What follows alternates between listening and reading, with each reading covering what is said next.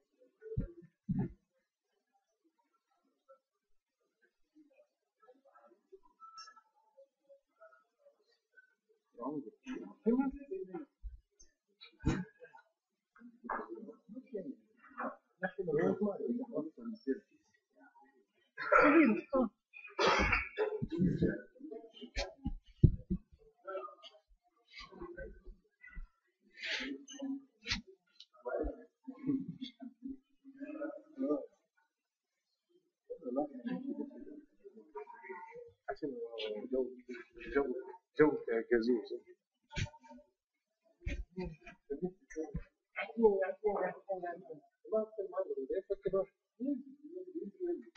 ما يعرفش كذبت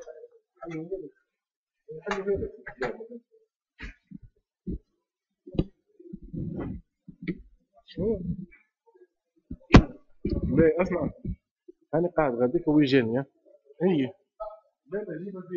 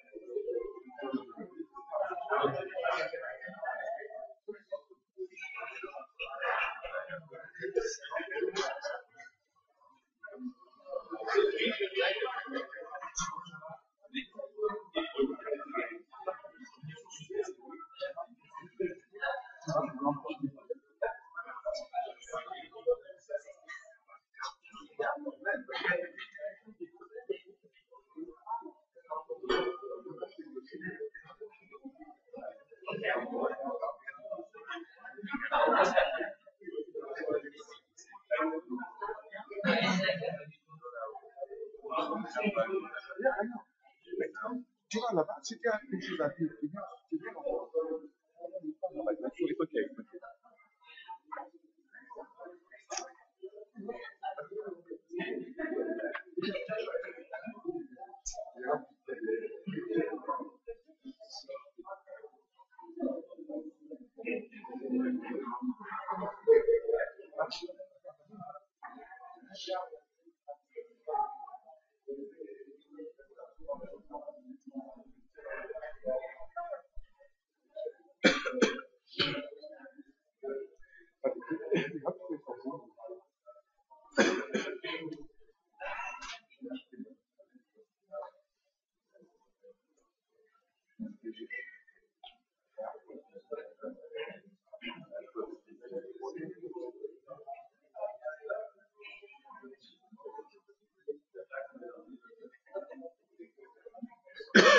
Because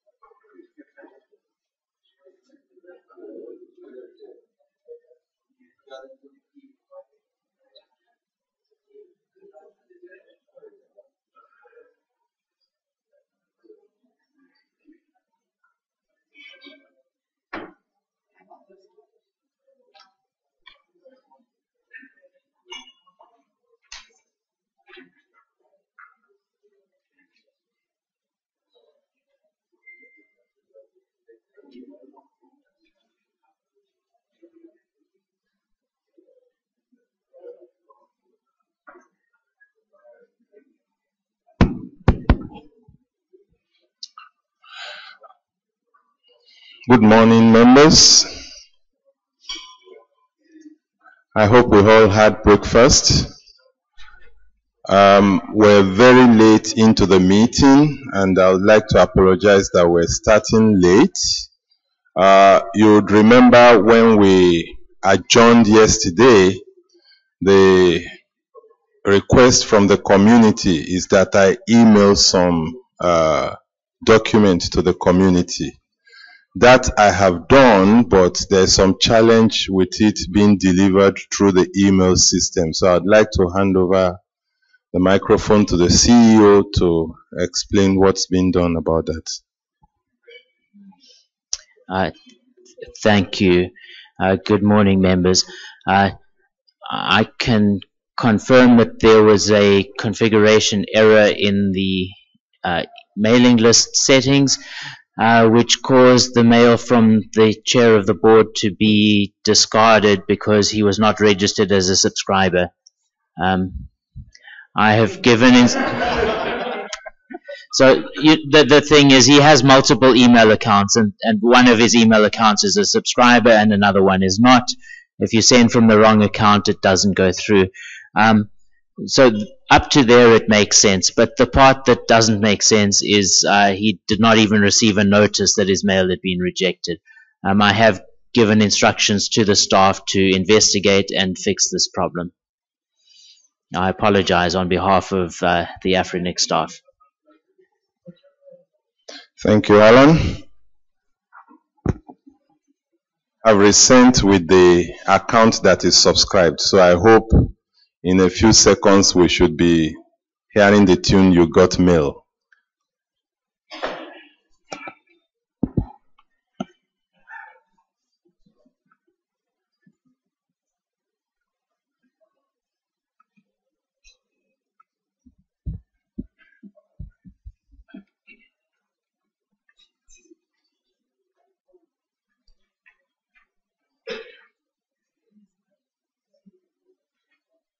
Chair.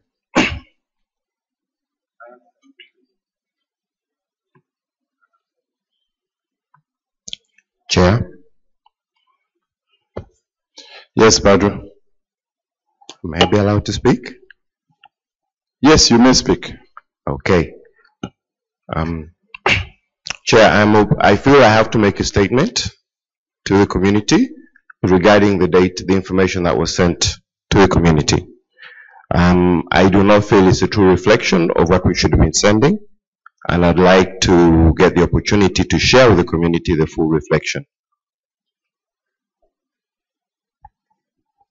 I'd like to hear from you on that one.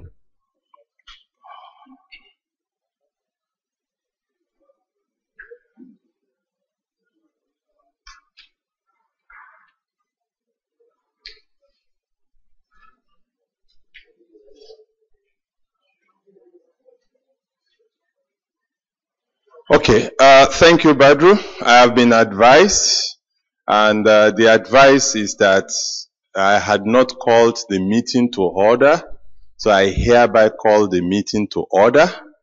Having called the meeting to order, you have asked for the floor, you have the floor. Thank you, Chair. Members, the event of that day and the information that has been shared is not a true reflection of what happened that day. That was what came up to that day was a culmination of a long disturbance from the board, from few members of the board, who then ultimately decided that they needed to do that. In that particular process, some information was divulged by one of the members. That information, I feel, is critical for the members to be shared with that information, but the board in its wisdom, decided that that information should be withheld. I am not part of that, and I totally specifically refused to accept that information. I do ask the board to share the motion from Christian Bope so that we can continue the day. Sorry, can you repeat what you said? I said that there's information that is missing from what was shared on to the members, which will build up the full story of the events of that day. I would like to ask for a motion that was excluded in those minutes to be shared. We will then be able to get the full picture of the event, which will then grow a picture of exactly why we have a problem. Fiona? I think yesterday when we were closing, I said something here that I expected the board to go and sit down and think about. As a community, I don't think we have allowed or agreed to having a public board meeting. How you come to decisions as a board should really remain at the board. Let me now spell it out. We have asked for certain things to be sent to us. They've been sent this morning. We've managed to go through them. We should be able to get to the next level. But if the board wants to come and air all their dirty linen in front of the community, the AFRINIC community, and the global community online, then I think we have really lowered ourselves as an African community. Let us have some dignity. Let us respect ourselves and let us respect each other.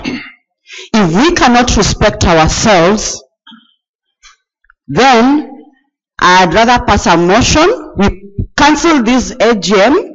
We don't go through with it. We push it for another 6 months. We give the board time to strangle, fight, hang, kill, do whatever you're going to do to each other in that boardroom. But when you come out here to the community, come with one voice and respect yourselves. Nishal? Hello, my name is Nishal from Internet Service Providers Association of South Africa. I'm a member in good standing. I was going to say some of what Fiona said, but she said it so nicely that all I can say is +1, Fiona. We put you on the stage to come up with a consensus to give us an idea of what you think is best for us. All we're asking for is the précis of that, the sum of that. I fully expect that there are decisions that you make that, or do not make, or choose not to talk about. That's why we elect you. That's why we ask you just to give us the end goal, the précis of it. Not every little bit. We don't have the time for that, and I think all the members here want to move on with the meeting. Thank you. Thank you, Boubacar. And Omo would be the last at the mic. Merci, Boubacar Bari. I do not agree with what has been said.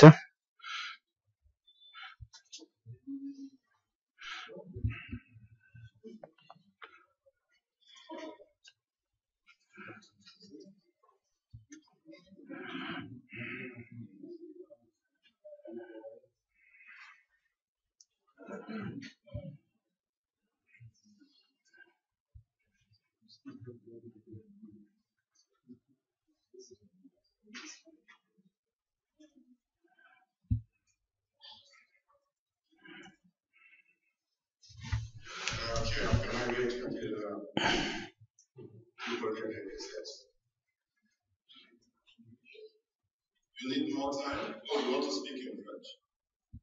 I want to speak in French. Oh, pas de problème. Je comprends français. No problem. I understand French. I know that the chairman understands French, but some people don't.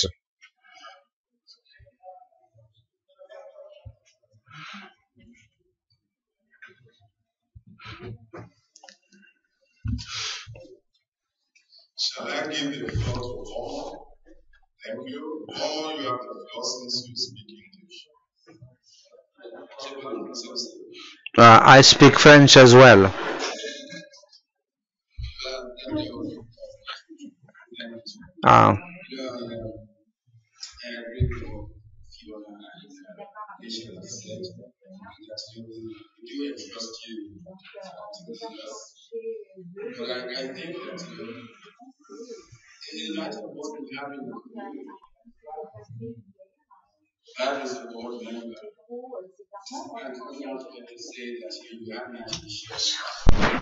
أهلا أهلا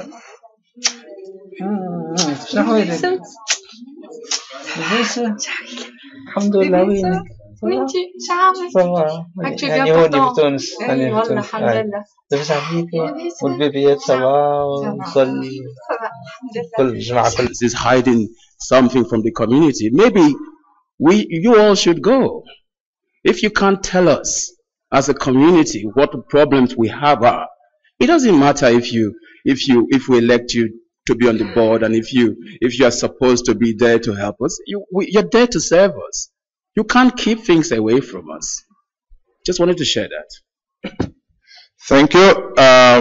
Boubacar. Wait, Monsieur le Président. Mr. Chairman, I'm saying that I do not agree with the fact that the board should come with one voice if there are things that are not regular. I think that the board must discuss, take decision, have a consensus, maybe vote if necessary, but I did not come here with these decisions. But if I'm told that what the board is representing to us does not reflect reality, then there is a problem. And I don't agree that we say that a member of the board says that what it is submitted does not represent reality. I think that you should discuss together. We agree on something, but if the community asks for information, we expect real information, not truncated information. That's a problem for me.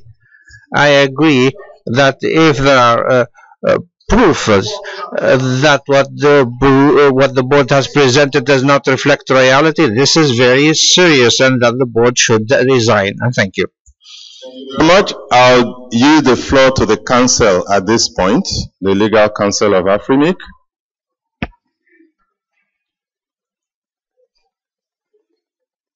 Well, I don't know whether it is a legal matter really for me to take a stand on.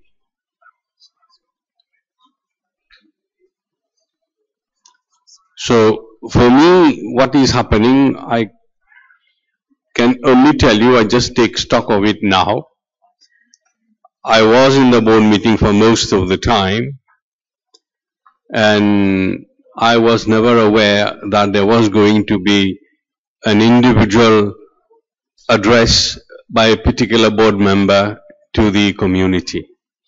So I have to confess my inability to tell you what I make of what is happening this morning.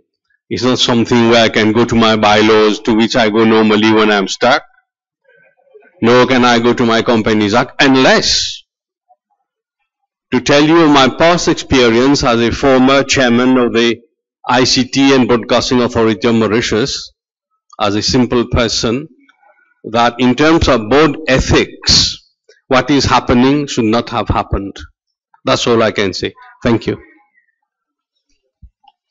Thank you, Council. I'd like to also yield the floor to the CEO to make some comments. Thank you, Chair. Members, observers, in my current position as CEO, I am a member of the board with full voting rights. I was not present at the November meeting, which is in question. However, I have received permission from the chair to share with you something which might otherwise be under NDA. At the meeting in November, there was a very long discussion within the board, which could be considered to be personal attacks between people who were in that meeting. During that November meeting, a decision was made to keep details of that discussion out of the minutes. The board spent some time over the past days going through the notes from the meeting and ensuring that the summary which was shared with you this morning did not include the section which the board had agreed to keep out of the minutes. That's the essence of what's going on here. There was personal information, proposals about sanctions against board members, which was decided to be kept out of the record. Thank you very much. Okay. Badru, I would still like to give you the floor, but I would like members now to discuss, because members should be discussing. Chair, I just wanted to clarify a little bit out of the CEO. It was not a personal attack, it was an admission by a member of a board. It was an admission by a member of a board of an act. That is all I want to share. So it's not a personal attack, it's an admission. It's not an accusation, it came from a member's mouth himself. Thank you, Badru, but you will still give the floor to other members to talk. Thank you, Chair. Hello, good morning. My name is Frank from Internet Service Providers Association of Tanzania. I think the question before us is whether we the members, want to bring out a big lot of dirty laundry here, and I feel I'm against that. Thank you. You're recognized, sir. Bonjour, Arnaud Amelina. Melina Togo. I support what Mr. Boubacar has said. When there are concerns at the level of the board, I think that the community has a right to know, because it's the community that has elected you, and you have chosen yourselves. It's important that the community be aware of the problems so that they can help you solve them as soon as possible. Because if the head is not doing well, then the body as well will not be doing well. So, I'd like to just quickly ask members of the board here to make statements about what they think is the problem they have on the board, so it won't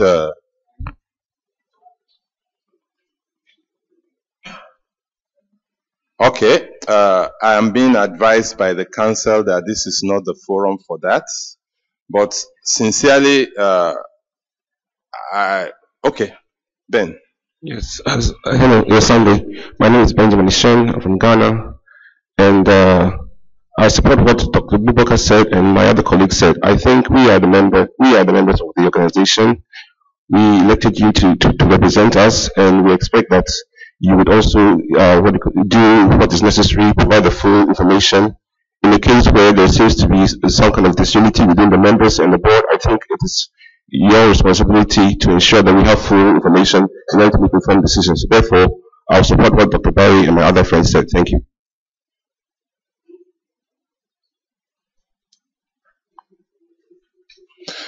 Thank you. Boubacar, what are we supposed to do? Everybody seems to support you. Mr. Chairman, what I said was very clear. I said that there is a member of the board who apparently does not agree with what you have said, what you have done. So what was transmitted to the community does not reflect reality.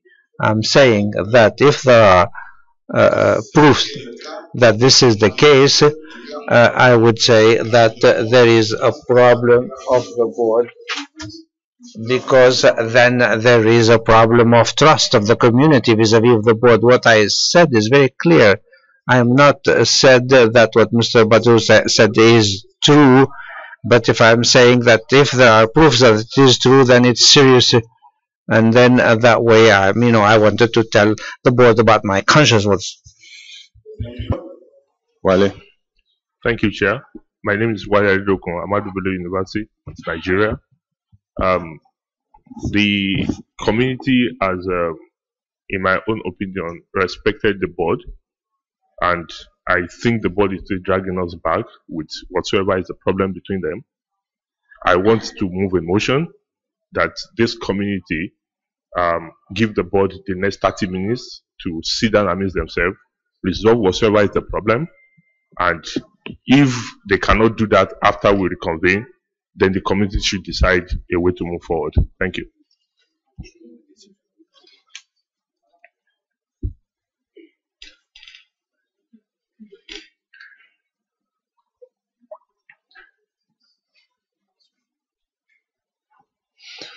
Can we put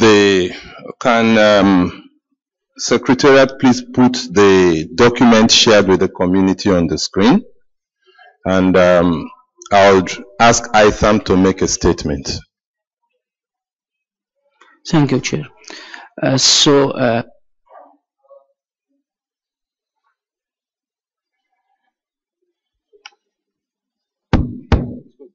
Okay. Dear our it's okay now. Yeah, okay. First, I would like to present the minutes of summary of the minutes of the meeting of the last meeting in Mauritius. Then, please, after we finish the presentation, if you have any comments, any more question, we can discuss it. Okay? Thank you. So please just give us 15 minutes to do that. Thank you. The minutes is not on. The minutes is not there. The minutes is not.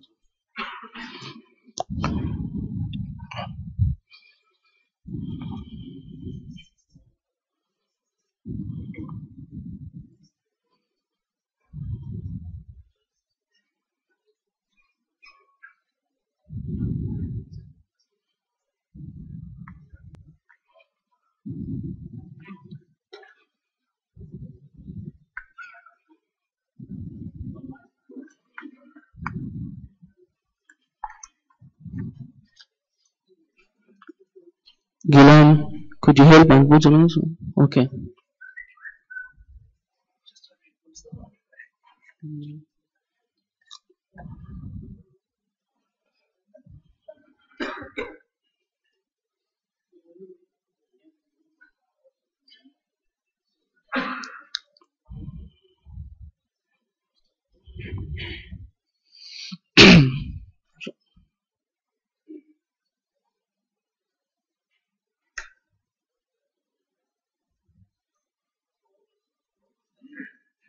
Sorry?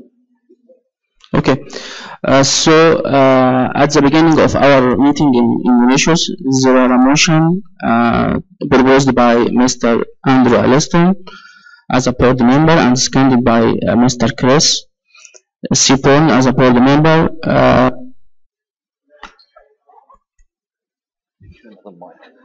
Chair, I think the community have the ability to read that on the website. You already released it. Why are we going through reading the same thing? So you like me to go to...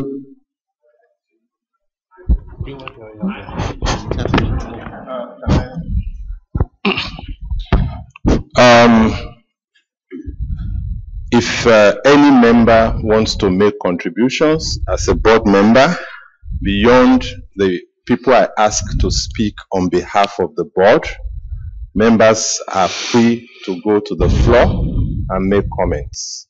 I want to make that very clear. But to save the time of the community, I would like to just summarize things so we can move faster. Basically, as Alan said, who was not even sitting at that time, some decisions were made. That resolution number 1, motion to review chairmanship of the board. Is there any problem with that resolution? If there is, let us take it now so we can move this meeting in a focus. Yes. Is there any problem with that resolution?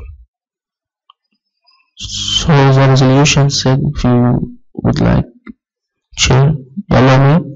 Sure, Itham, you have the floor. Okay, the resolution, please, Gilan, Go to the resolution. Down to the resolution. The board haven't taken that Mr. Badru Nitige has stepped down as a chairman of the AFRINIC board, anonymously resolves to appoint Mr. Sandor Folan as a chairman of the board, to appoint Mr. Badru Nitige as vice chair of the board. And the detail of this resolution is what's listed above this resolution. And the resolution was proposed by Badru and seconded by Sunday. Is there anything wrong with that resolution? Absolutely. We move on. Okay, thank you. So, next resolution is the board resolved information discussed within the board shouldn't be disclosed to third party without board approval. Violation may lead to exclusion from the board as provided by the bylaws. As a board member, once we are elected, as you know, we sign an NDA. This NDA prevents us from exchange or disclose information that we know, including board meeting, to any other third party. So that there are some confidential information we couldn't share with you, unfortunately. Okay. This resolution was also debated, voted upon, and approved unanimously. There was no dissent on this resolution. Absolutely no dissent. We do that according to the bylaw, and we sign NDA according to the Company Act of Mauritius. Okay. Chairman, I'll give you the floor, but let him finish. Next resolution. Next resolution. The board voted and approved anonymously the search committee charter and recruitment process. It's for search for CEO, new CEO for AFRINIC. So, Chair, could you please more any problem with this resolution? Next one. Okay. The board approved that Mr. Adjal Akbolagan be appointed as secretary of the CEO search committee. Next resolution. The board resolved that the authority is hereby delegated to the CEO to use any available methods at his discretion to authenticate large resource allocation application. Thank you. Next resolution. The board approves the minutes of the board meeting dated 3rd of November 2014 as presented by the Secretariat. Next resolution. The board resolved to appoint Mr. Alan Parrott, P. Parrott, and Mwanda Puvuvu as members of the AFRINIC community and Ernest Pairenga as AFRINIC staff to the consolidated RIR Ayana Steward proposal CRESP team. Then there are an agenda item regarding capacity building plan, and the resolution was to adopt on the capacity building plan examined on 25th of November 2014 during its meeting and to implement it as from 2015 financial year. Thank you. Next resolution. So regarding the election guidelines review, the board resolved to adopt the election guidelines review as proposed by Mr. Mark Elkins with minor changes. The bylaws to be changed to put a chair in the election committee and the chair of the election committee to lead the election. Next resolution. It's regarding to the strategic plan. Thank you. From 2015 to 2019. Next resolution. The board resolved to adopt the final version of the strategic plan as outcome of the process that involved the community and the staff and the board. Next resolution. The board resolved that AFRINIC will sponsor only the chair of COE to every meeting, but once the budget are satisfactory, the sponsorship may be increased and extended to other COE members. Next resolution. It's regarding to the audit committee. The board resolved to approve the charter of the remuneration and compensation committee. Next resolution. The board requested the remuneration and compensation committee to review the current staff salary increase policy. Next resolution. It's regarding to the 2015 budget proposal. The board resolved to adopt the 2015 budget as presented by the management. That's all resolution that we had in last meeting. Thank you very much. I believe members have seen the thread of things, and if a board decides that certain discussions will be off record, and in reviewing the minutes make them off record, I do not believe it's a crime. But if a member feels an issue was not properly discussed, then the member should retable the issue at the next meeting and not try to change the minutes of the meeting against what was discussed when the meeting held. That's it. So if there are new matters to be discussed, I think they should be discussed as new matter, but not the minutes altered to reflect intentions, especially when campaign is the purpose. Chair, may I? Yes, you have the floor. Yeah, in principle, I don't have any issue with the minutes. I just want to clarify one thing. Because if you read carefully the minutes, we didn't vote for a change of the chair because we reached a consensus. That's why we didn't vote. We reached a consensus after a debate. We decide and reach a consensus. Order.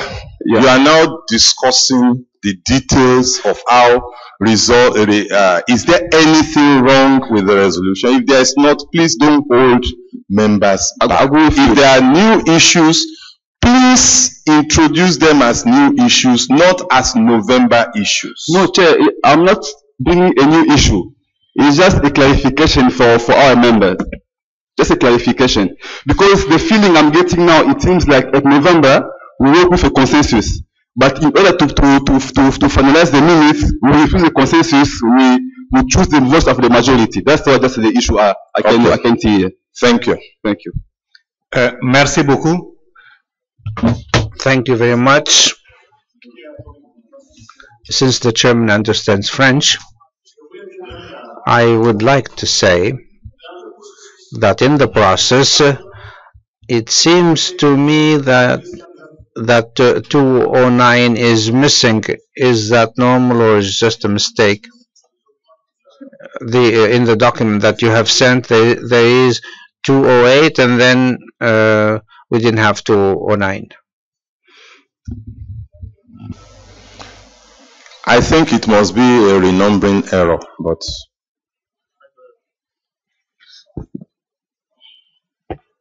yes, Omo. Yeah, Chair. I'm trying to get quite concerned, and I'm thinking, yes, it is really important that we sort of behave ourselves and not let this degenerate into just a breakdown of process. If the board came together and provided resolutions, I'm very happy with the resolutions. I noticed that it was actually proposed by Badru and seconded by yourself. And I think that's enough. That's enough for me as far as resolutions are concerned. But if in reaching that resolution, despite the NDA, if there is something that's pertinent that you think the community, Badru says a member of the board made an admission. If the admission has any bearing on our bylaws or how we operate, then we need to know. If not, I'm satisfied with the resolution. Thank you. Sure. Yeah, thank you very much, Mr. Chair. I'll go in line with adding a +1 to the statement of Omo. I'm satisfied with what has been presented. However, if there is something that Badru thinks was not said correctly, I think board has a process to reviewing this thing within themselves. So Badru should go to the board, discuss it. If you need to remove the guy that said it within the board, penalize him for that. Please let us move on. Thank you. Thank you. Mr. Chairman. Yes, Prof, you are recognized, yeah, please, thank you. I'm beginning to get a feeling that the NDA has disappeared. And let me explain. I'm holding here a mail I publicly received from a board member, and I received it in a bulk mail. And that member disclosed this very discussion. And he said, I only picked the part. We saw that the then chairmanship had become non-effective and difficult to follow in addressing critical issues of the board. So the NDA has already been thrown away, not only to members, but to the entire public. So I find it difficult, by principle, now turning around and applying it on a different board member. You see what I'm saying? So if you want to go by NDA, then none of this should have gone public at all. At all. If you choose not to go by NDA, then the whole thing, smoosh, should go public. And this is what is generating these questions of trust and so on, you see. So I think the suggestion that you should take time and resolve internally is one possible approach. But by and large, we are degrading the trust between the community and the board as we continue to deliberate this. Okay, so either you resolve it or we will resolve it for you, which is a motion that is on the table. Okay, there's a motion on the table that if you don't go to resolve it, we will get you all out.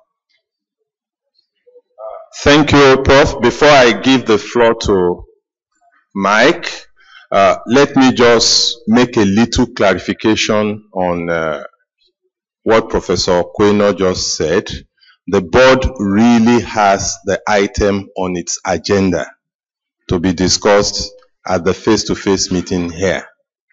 But we didn't get to it because of the other issues we needed to process. So yes, that will be discussed. It's on the agenda. Mike? Chair, thank you. Chair, I'm really concerned that we're not moving forward. What it sounds to me like, not having been there and not having, other than, as Nee indicated, a possible breach of the NDA, what I'm guessing happened is some discussion in a board meeting, which may or may not have been off the record, and which board members possibly didn't exercise adequate discipline in indicating clearly what was and wasn't off the record at the time it was said, and they're now invoking, as they're entitled, a right to privacy and a right to privilege with regard to off-the-record conversations. And I think we as the community need to understand that this is an indication of dysfunction in the board. Now, to me, the answer is not to spill the entire board. I think we need to really rely on this board to be able to work in a collegial manner and to try and move forward. If there is an accusation of malfeasance or breach of the bylaws by any board member, then we do have processes. And those processes can't be raised from the floor or moved in this meeting. We need to follow the bylaws and we need to follow the Mauritius Companies Act. So I really suggest, I really do understand where Badru is coming from. If there were admissions of malfeasance made, then let's raise them. In the appropriate context, let's move a motion to remove the board member so that these allegations can come out, but this is not the time or place. The Companies Act has a specific process to deal with that. So let's raise it, let him work with council to get that moving forward, but otherwise we're stuck in a meeting here where we're just going round and round and unable to move forward. And I don't want to spill this board because there's important work that needs to happen. And this issue at the moment is preventing the community and the board moving forward with really important work. This is not the only important issue on the table right now. Thank you. Fiona? In addition to what Mike Silbers just said, I think the onus was on the board to have taken disciplinary action on your colleague who went public with discussion that we do not know that was on the record or off the record, or was his opinion on whatever happened during that board meeting, as a matter of respect to his counterpart. Badru has every right to insist that everything be public. Why? Because the board has failed to take disciplinary action on Paulos. And let us not pretend we do not know what is going on. So before these elections, I think the community also expected some response, some action from the board. We have not seen that. And as a result, we are now caught up in the vicious cycle. We're just going around in circles, and no one wants to proceed to the next level. But the truth is, you guys are failing us. And if those, in this case, if anything needed to have been done, the person who sent out the email should have already come forward, apologized. Because if it is not a fact, then you should apologize to the community and to the person whose name was you raised in the email. It is wrong for us to conduct business that way, and it's really an issue of ethics. Where are our standards? Where's our ethics?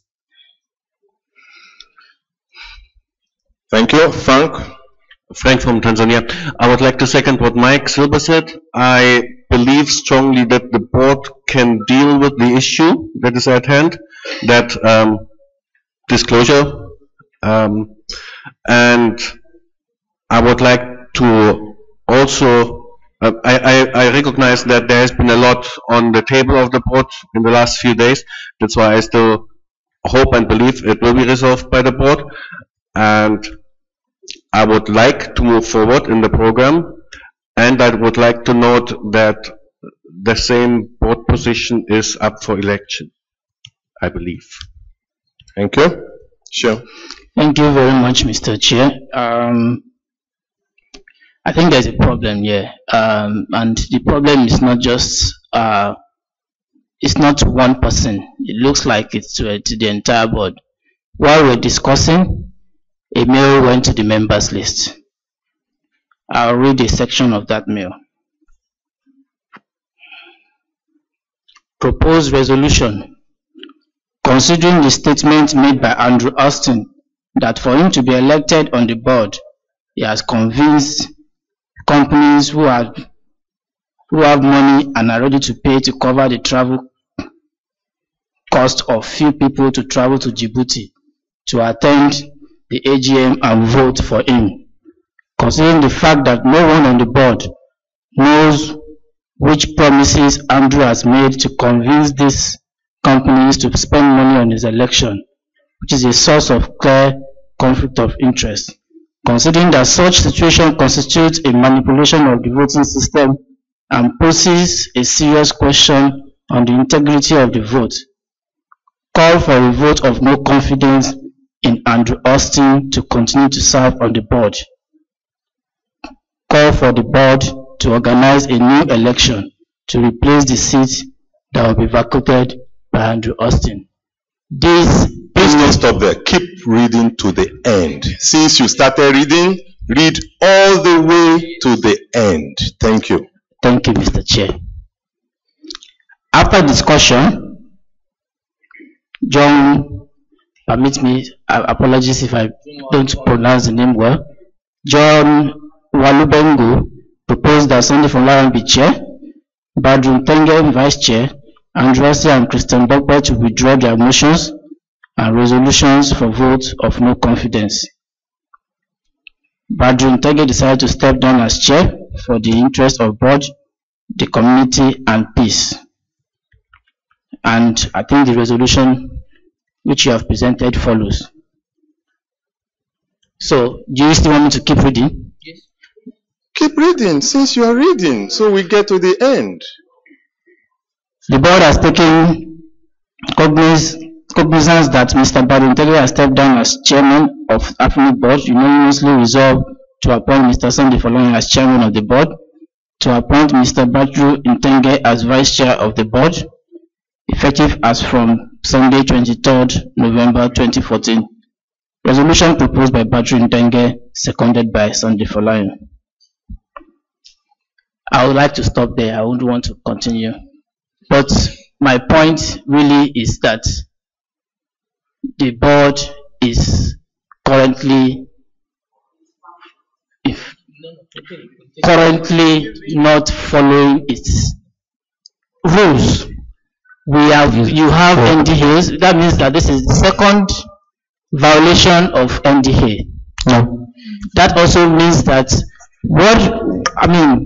if you guys, based on what was proposed, if indeed Andrew said what was in this text, then it means that there is a problem. It means that we have to really ask you guys to leave this place right now and go into one room and resolve yourself, or when you come back we'll remove you guys, because I don't understand why you sent this to the public. I don't get it. Can you please tell us who sent that to? This was sent by Badru. But right now, note the fact that Badru is exercising his right as a member. Sorry, excuse me, Mr. Chair. I think we need to be clear about some things. It looks like this double role of member and board is creating some confusion and making it look like a board can actually do anything you want, and you actually you have immunity. Please take note. Take note that you are a team. You are a team, and if one person out of you comes out to say this, it means that your community your community is broken. It means that you are broken, so you need to fix yourself. If it means that you need to remove these people, remove them, and let's continue. Thank you. Sean, please, Mr. Chair. Sean, please. No. Please. Please, Sean.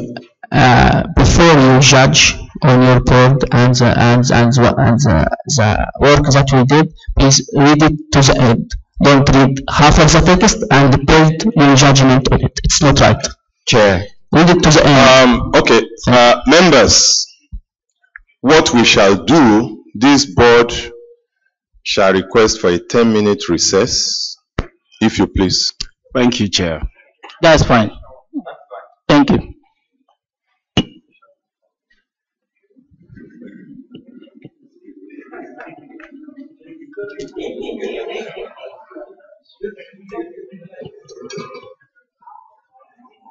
No.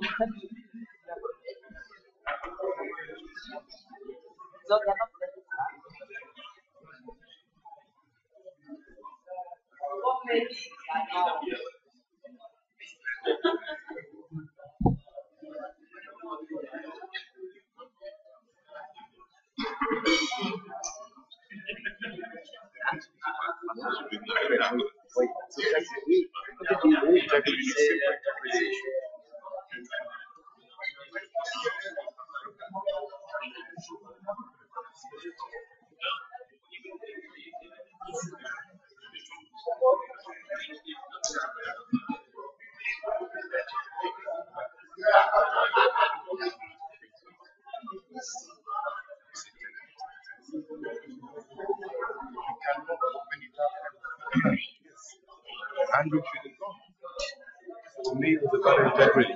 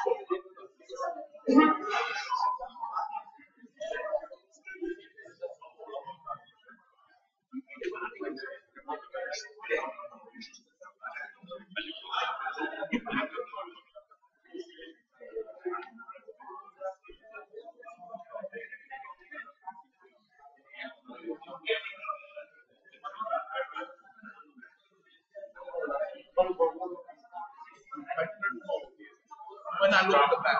Yeah.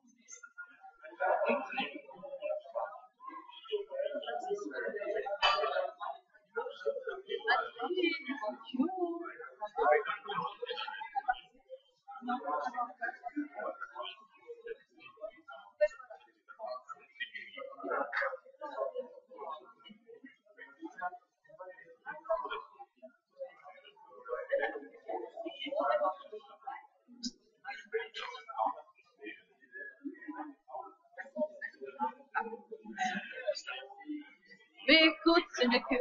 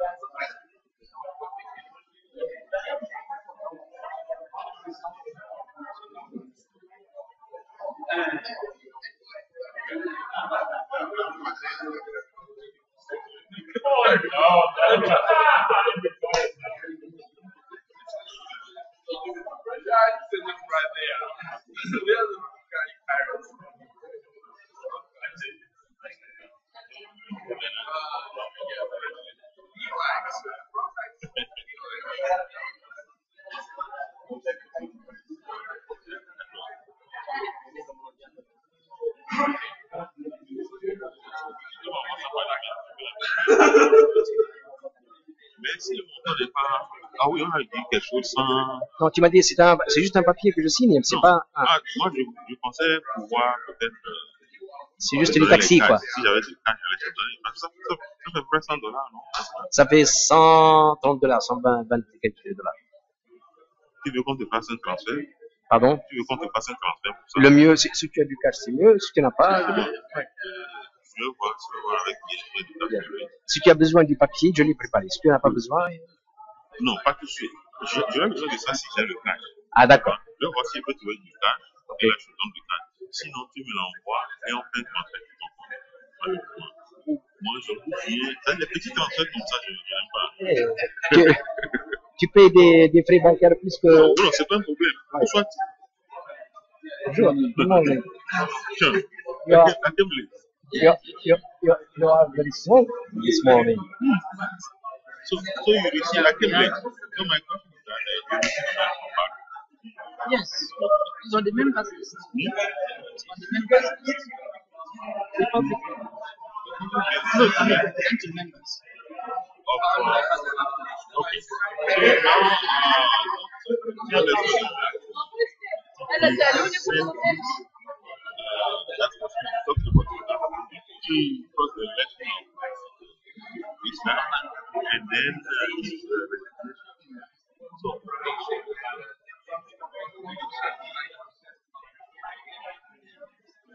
I think they should just do it. They should do their separate. yeah, okay. What is the solution when the boss kept on about the particular yeah, so my friend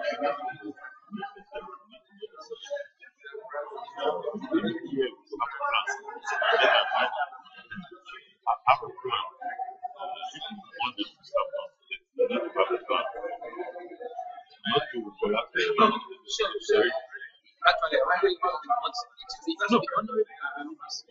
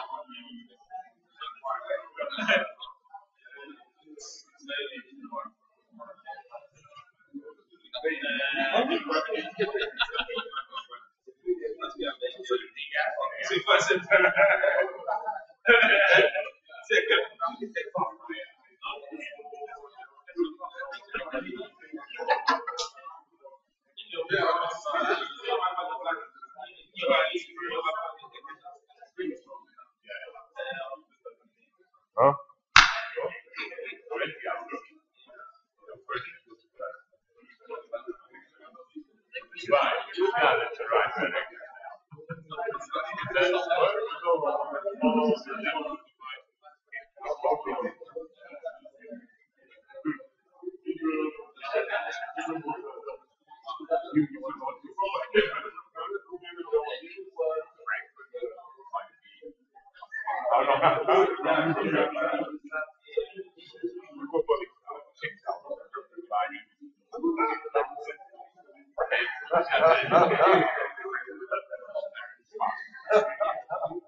Very.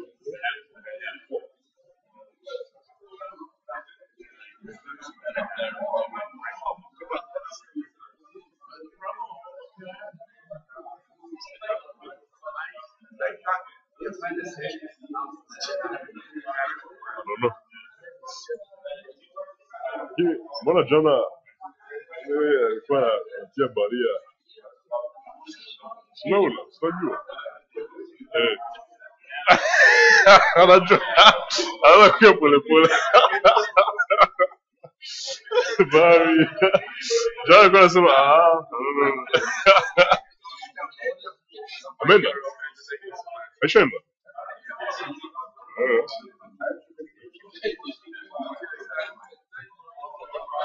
Maybe he'll come later.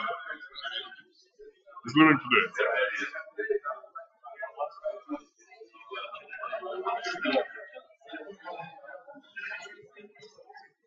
You haven't seen her. Oh, no, I haven't seen her. Maybe she said it.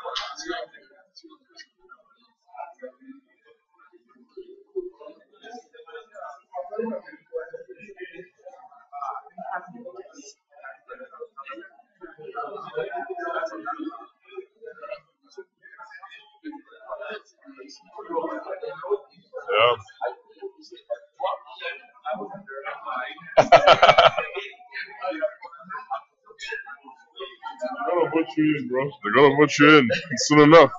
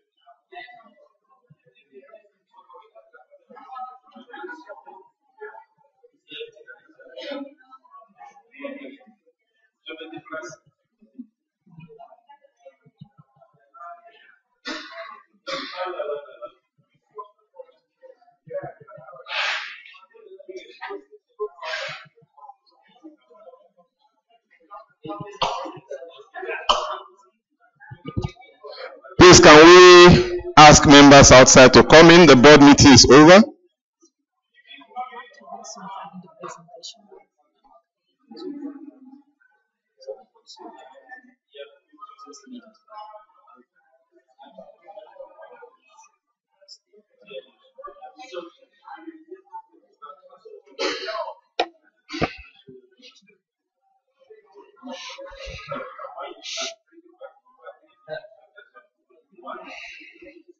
Thank you very much, members. Thank you for your patience with this board. Thank you for your understanding.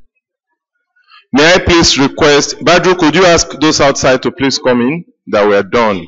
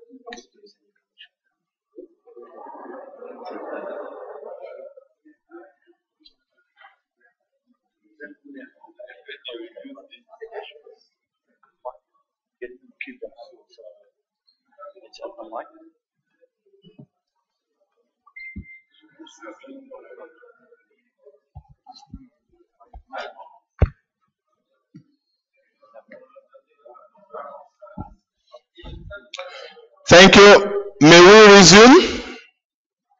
May we resume the meeting?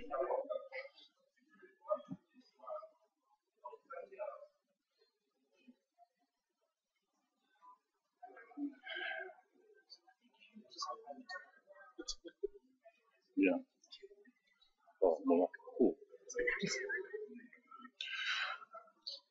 We just had the board meeting, and as a result of that board meeting, Paulus and Badru have statements to make to the community.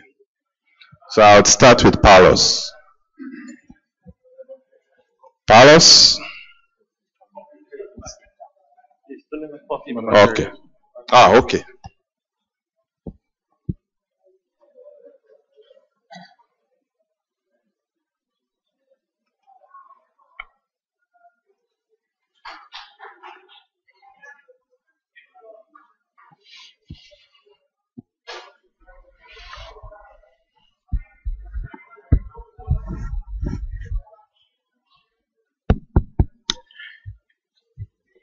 So I can proceed.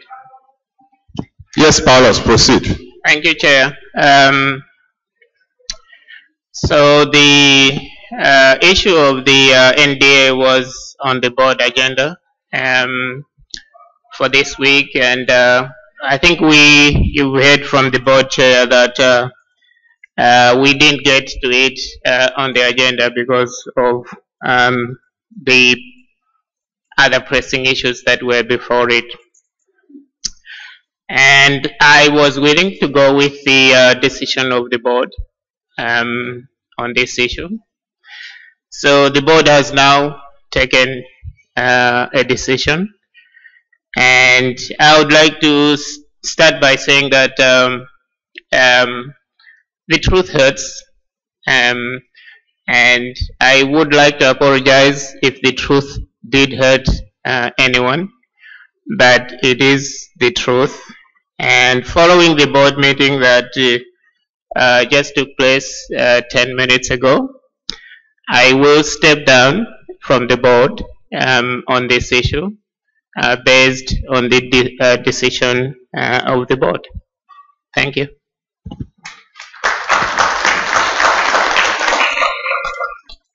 Thank you very much, Carlos.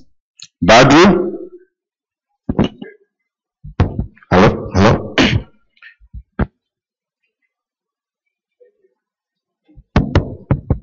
Okay.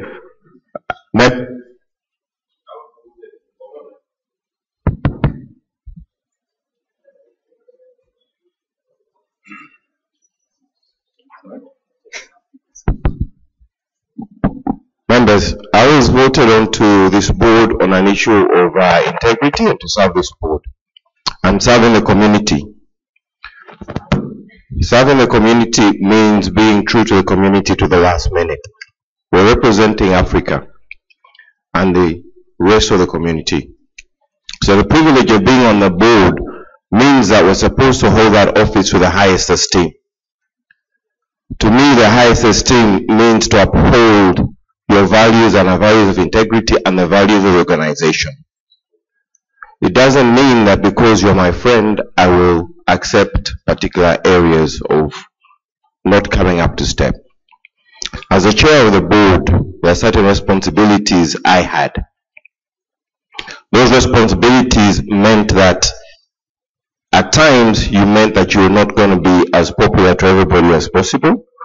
The task was to make sure that when we got into, if you remember Lusaka, we had some issues that we resolved and we promised the community that we're going to work towards getting it right. We worked a lot well with the CEO and we moved forward. A number of unpopular decisions were made, and I was not on the board to be popular to my members. I was to my board members. I was on the board to deliver results. The motion that was brought by Andrew was a culmination of many misdemeanors that Andrew, as a new member of the board, wrote. I stood still because I was the chair of the board. And my key thing was delivery. The reason that I accepted on that day to resign, it was, we asked for the meeting in Mauritius was supposed to be a culmination where we as board members cleared our differences. I called for a meeting that was supposed to start in the afternoon, but the morning was supposed to be for board members to come into the room, discuss openly, and then we clear our differences and we continue to do our work as board members. This was a result of a total breakdown of relationship led by Andrew 3 months prior to that, where we had apparel board members. Now, unfortunately, that morning we were not allowed to actually discuss and clear and understand our differences because Mr. Olsen walked in and tabled a motion. Yes, we've been asked by a lot of members that we should be able to clear this internally. I'm a professional. To me, integrity is important, but respect for each other is more important, and relationships are important. When that failed, Mr. Olsen tabled a motion which failed.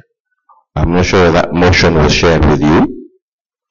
It was voted on and failed. Immediately, he tabled a vote of no confidence, which deadlocked. Next to that, I had members telling me that as long as I was board member, as chair, the board was going to be in a deadlock board. Members, we had a task in November where we had a CEO who had resigned, and I had to make sure that I lead the board to be able to go through a recruitment process of a new CEO. The job at hand at that point was to get a new CEO. For me, leadership is not a title. Chairman is not a title. It was a case, how do we lead the board and how do we get a CEO in place? Which resulted in me deciding to table the motion that Sunday my vice takes over and I became vice. Members, that enabled us to succeed and get into a process where we now have a new CEO. However, from an ethical point of view, there are certain things that I don't think we should hide from you as members. This organization does not belong to the people sitting in front of you. You entrust them to look after it on your behalf and on the behalf of the silent people who are not here. Those who do not have, and I think somebody said, the 1,000 members who are not here. It is not the 12 of us sitting up there who own this board. We have taken a particular approach on the board where we are the masters, right? And you as members need to follow what we say. From an ethical and a moral point of view, I cannot live with that. I have served this community for 13 years, and I wish to serve it a lot longer. But I am not going to serve this community when I know I cannot sleep with myself from an integrity point of view. So, this morning we kept on continuing and we played with words. I'm not very good with words. I believe in being faithful and straight to you and looking in the straight face and telling you the truth. Which is why, with the failure of that, yes, there were people on the floor who are proposing other things. The same people who are asking us for governance and morality yesterday are now changing their stances. If we cannot solve this within the board, as members of the board, as people, the community has How taken. many minutes do you need to? I will be concluding in 2 minutes, sir. Thank you. I can see the body language of members. They want it done with. Thank you. Thank you for that. Thank you for that. So, I was forced to do what I need to do, and I only shared very little information. There is a lot more information that needed to be shared, which gave you the full story of that day. So, in that case, if I need to resign to do that, yes, I will step down from the board, and I have stepped down from the board. But I do believe that there are deeper issues as a community you need to solve. Thank you. Thank you very much, Badru.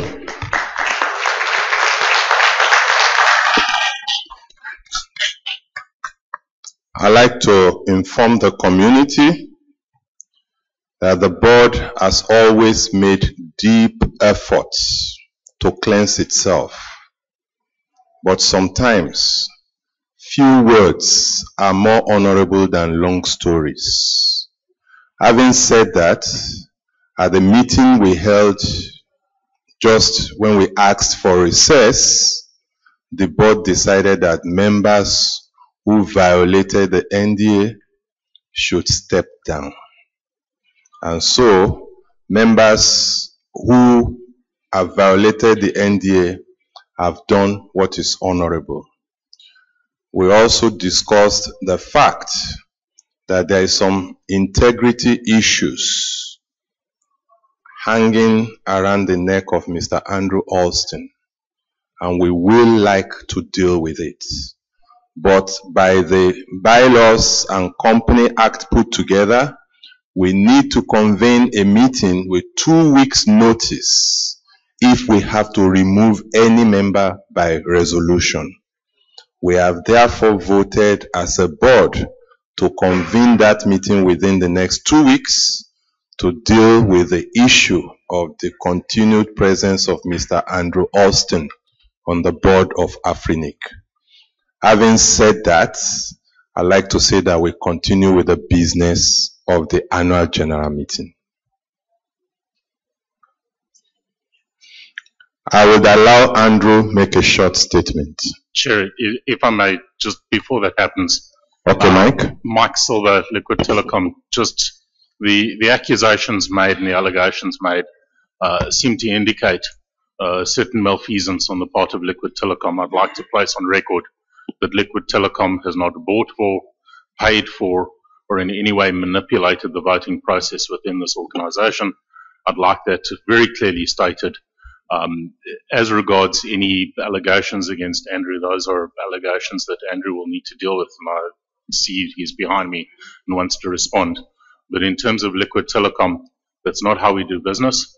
Our hands are clean, and we're more than happy to cooperate with any process to demonstrate that. Thank you. Andrew? Members, I make this statement today because I think that certain things need to be responded to, and I gave long and hard thought to actually making this statement at the beginning of the meeting and chose not to because I would have preferred to actually be asked directly by this community what actually happened there and what I actually said. And I think that it is only fair that I be allowed to state my version of this so that the community can judge for itself. So did I say that I organized for people to be in the room to carry proxies? I did. Did I go and say to people, will you give proxies? And if you do, they will be exercised. I did. However, did I instruct anybody carrying those proxies on how to vote? No, I did not. And there are members on this floor who will testify to that fact, who are holding the proxies which were organized. Yes, there were a lot of people in that room. However, that being said, did I pay anyone to be there? No, I did not. And I never ever stated that I did. What I did say, and in the emails that went out requesting proxies, is that I have people on the floor. And if you wish to have your voice heard, and you choose not to use electronic voting, because there were fears with electronic voting about the fact that IDs had to be submitted and there is evidence that IDs were not being adequately protected, that there were people on the floor that could hold those proxies. We also stated in there that those people would exercise their proxies as they saw fit. Is that an integrity issue? I leave that to the community to decide. But I argue that by saying that I had people on the floor to carry votes that members willingly gave to those people, that is not an integrity issue. And I would also argue that anybody who states that this election was in any way bought or paid for is in effect saying that those who issued the proxies are open to be bought. It is casting a doubt on the very members who chose to put their signatures behind those proxies. It is casting doubt on the very people who carried those proxies. And in my country, there is a word for that. It's called slander.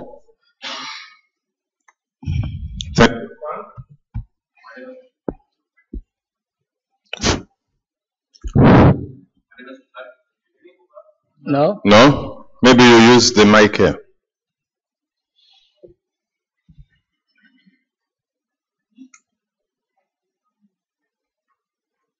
Sorry for that. Frank Habisch, Tanzania Internet Service Providers Association. I believe that some people might recognize me, see me relatively often discussing stuff with Andrew Alston, and conclude or believe that I might be one of those people that might have received proxies and voted in one way or another. And I would like to say that in Djibouti last year, I did carry one or two proxies that were received through communication, which Andrew was part of, but I never received any flights or hotel or money or anything at all, and was never ever instructed to vote any way and voted according to my own beliefs and decisions. Thank you, Frank. Sean. Thank you, Mr. Chair. This is Sean Ojediji. I'd like to note that I think what the two members that stepped down did is not the decision of the board. It's an honorable thing they've done by stepping down. In that case, based on the circumstances surrounding Andrew's issue, I would like him to honorably step down as well. Let Andrew honorably did the same and stepped down. Thank you very much. Thank you, Sean. Dewale. Good morning, Dewale Ajao, Nigeria ICT Forum. My comment is that if there were indeed issues and the board has waited for more than 24 hours of outcry from the community before commissioning an inquiry or whatever it is, then the entire board is complicit in this whole matter. Thank you. Thank you. Nishal.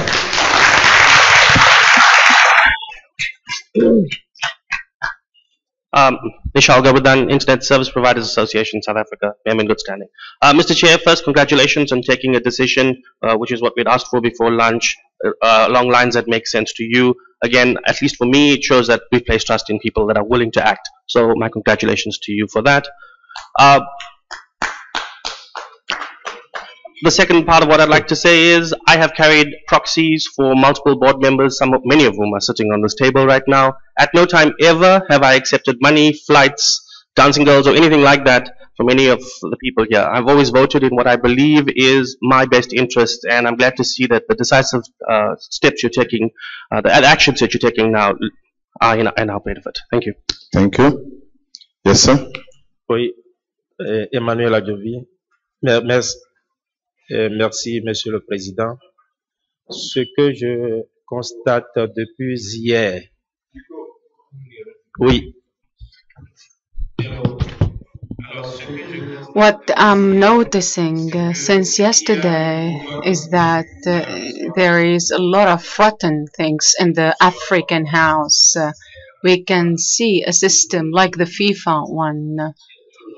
And everyone knows how the system ended up at FIFA. Starting from this moment, I believe that the board has a responsibility for the future of AFRINIC.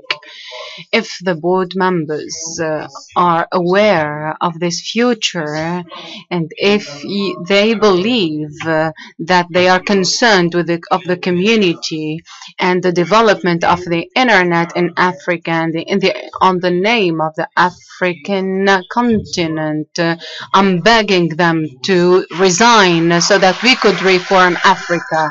Thank you.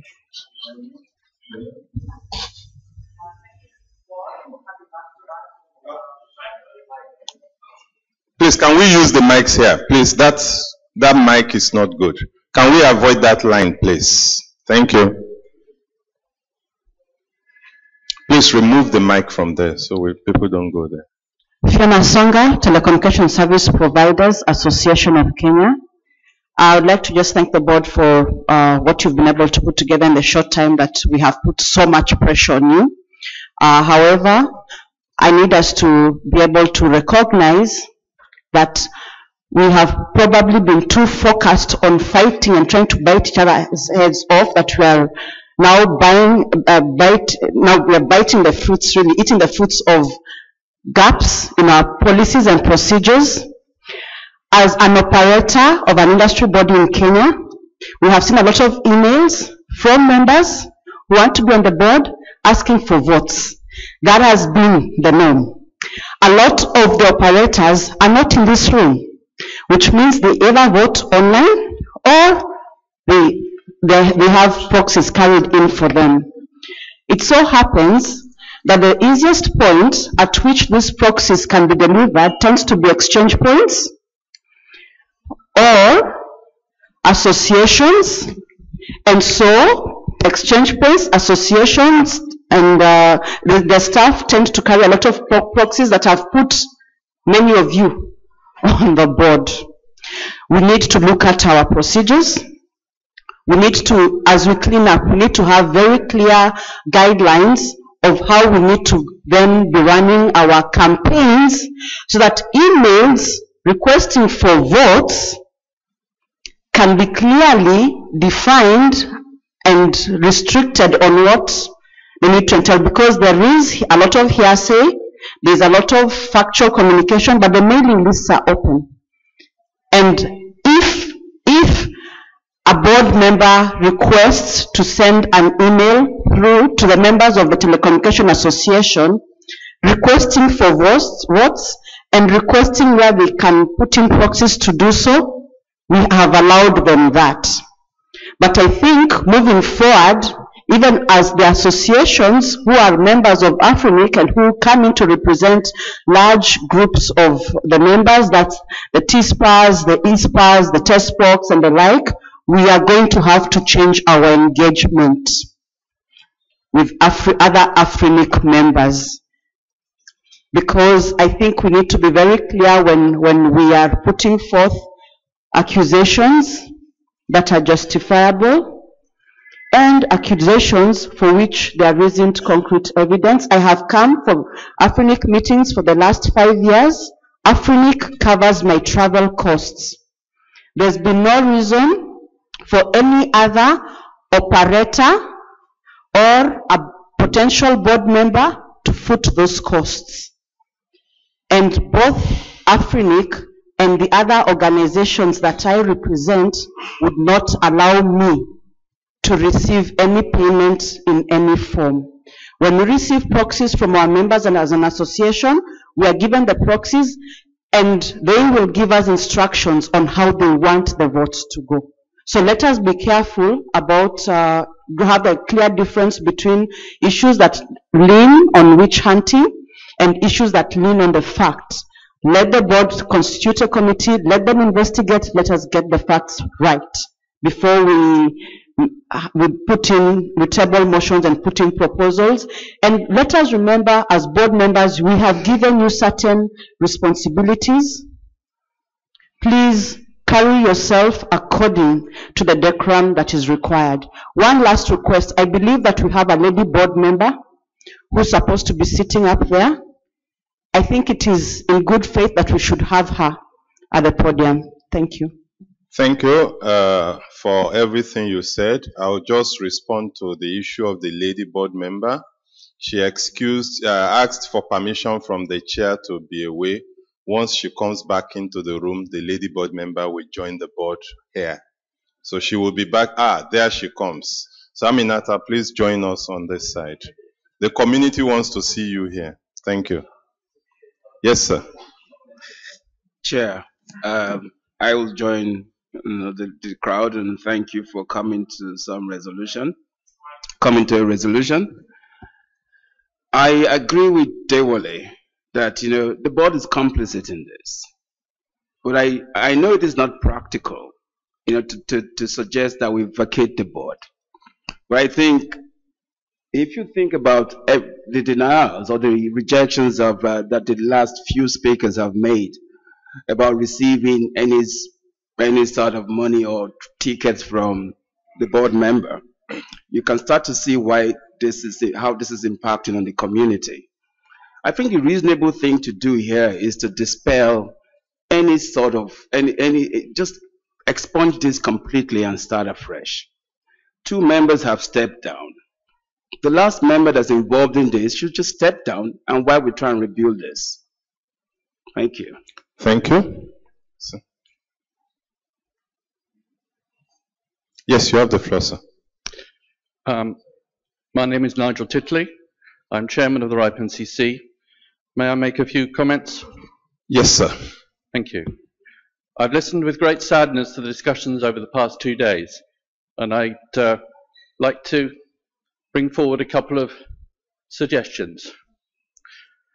Our community and yours is based on mutual respect for each other. I would suggest that you move forward with that in mind. The principle of consensus allows us to move forward even if we don't agree completely. Understanding that lets us cut through procedural difficulties and move forward to solve our problems. Honesty and transparency are paramount. You've already made steps towards that. Please continue that way. And I think I speak for the right community when I say that we will support AFRINIC as it moves forwards to the future. I wish you all the best. Thank you.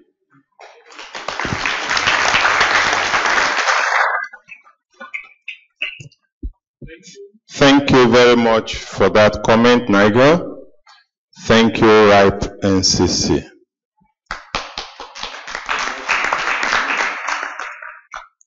Members, There is absolutely no family in this world that doesn't have dirty linings.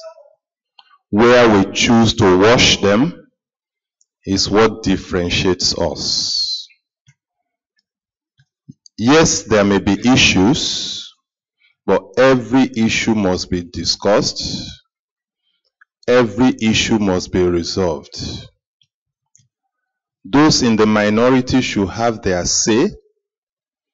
Those in the majority should have their way, but they should not gloat over the fact that they have their way. We have a responsibility to the community. We have the commitment to be transparent.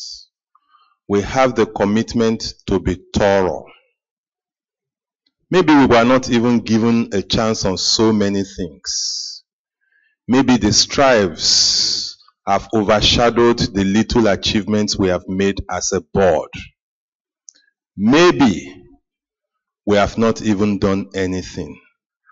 Or maybe we have done quite a lot, but our communication, timing, and process may be the problem. Members, we have heard you very loud. Members, we have heard you very clear. The commitment to transparency has been made. Commitment to openness has been made. There's still a lot to achieve. There's still a lot to be done. We will set machinery in motion to make sure that the requests of the community are complied with and that things are done as requested. Fairness, openness, and transparency. The board has agreed to meet in 2 weeks' time for the purpose of concluding the business that is outstanding.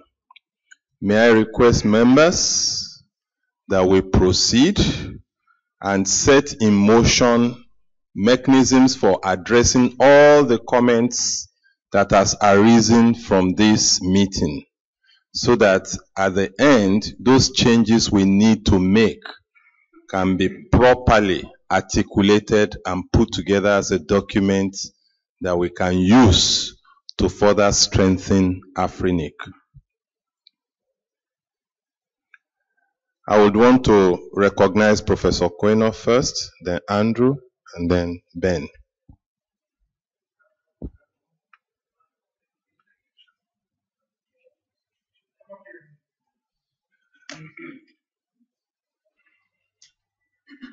Thank you very much, Mr. Chairman. Please, I'd like you to strike out majority and minority from your statements. We are not a political party. We reject kings and presidents and voting. So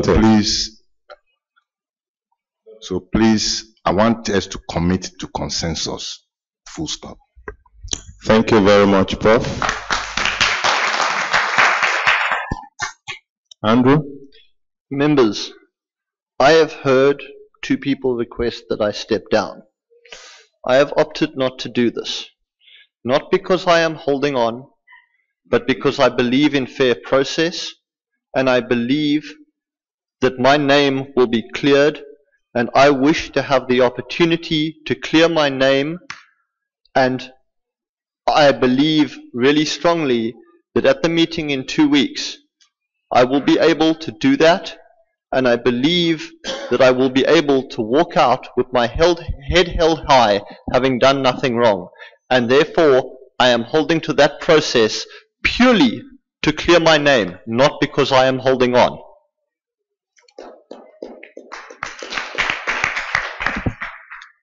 Benjamin? Thank you, Chair. I would like to make a humble suggestion or appeal as a way to increase the confidence in the community and build consensus on the way forward.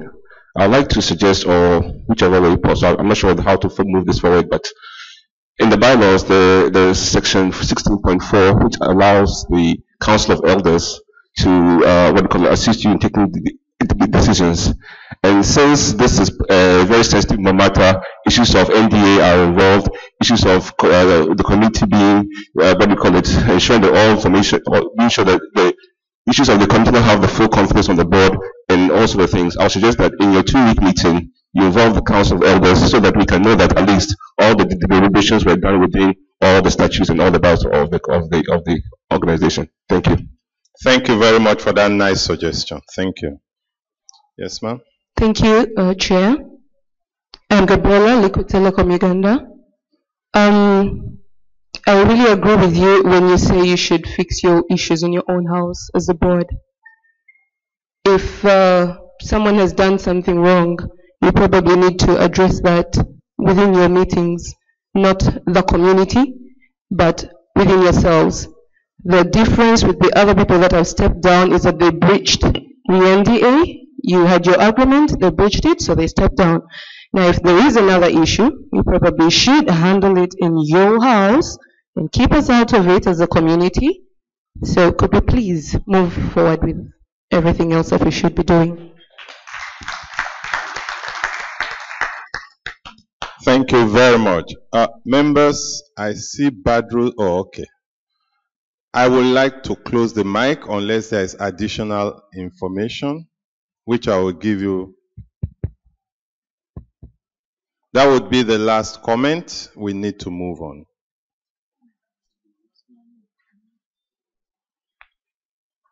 Thank you, Chair. I think the key issue is, again, we insist on that, on an ethical issue, and the fact that as a board, we were complicit and prepared to keep information away from the community. For me, it's an ethical point. The person in question did agree to the issue without actually being forced to. So it's not an accusation, it is a fact. So for us dancing around an issue, okay, my point again is ethical and a responsibility to the community. Our responsibility to the community is paramount. And I want us to keep that in mind as we proceed, because as we can't keep on having different words for different issues. There is an issue of ethics, right, and integrity to our community. That's a point. Thank you, Badru. We've agreed to a meeting in 2 weeks to address it. Adil. Thank you, Chairman. I'm talking in my personal capacity, not even as member, but just an observer. I have kept my reserve during the whole debate, although I was the CEO at the time of the meeting. But I have decided to exercise my right of reserve and not intervene, neither as member, neither as observer, neither as ex-CEO. But I just want to say that what I've witnessed over the past few days is painful. It's hard for me, honestly, to witness. I would just call for good judgment. I would just call from both sides. I would just call for the interest, the common interest of this continent, of this organization, of this region. That should be our focus. Yesterday, I mentioned focus. The focus should be on that. And we should be bold. We should be confident enough to take the right decision when needed. I call for good judgment. Thank you.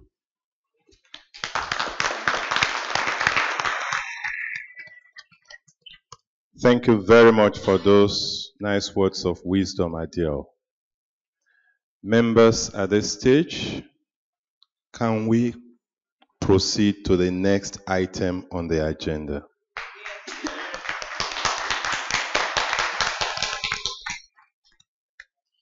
The chair would like to announce that we have consensus.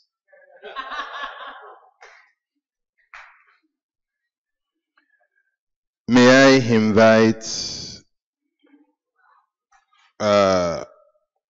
Boubacar Bari? Oh, sorry.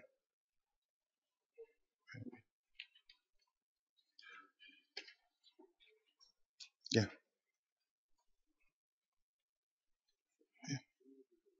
This board election.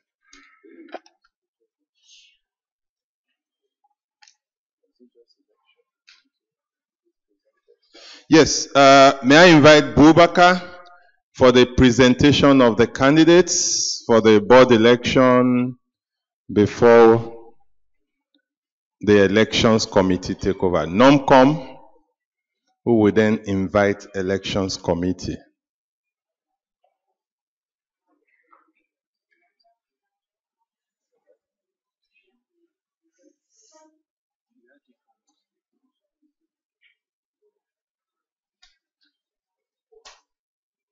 Sorry, Mr. Chair.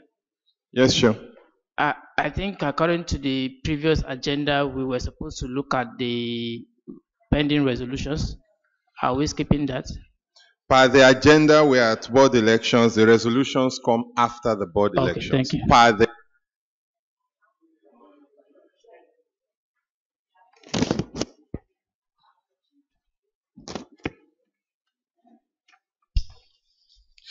Merci, Monsieur le Président. Thank you, Mr. Chairman. I will make then a presentation on the process before presenting the different candidacies for the two position in the board. Position number 5 for Southern Africa and number 6 for East Africa. As you can see, you have the nomination or the NOMCOM appointment process. I will not go into details. You have the different stages there. Just to introduce the NOMCOM team, there is John Vinurai, Mustafa bin Jama, and Amina Takapa representing the Board of Administration, and myself. And we have run the appointment process for the board. The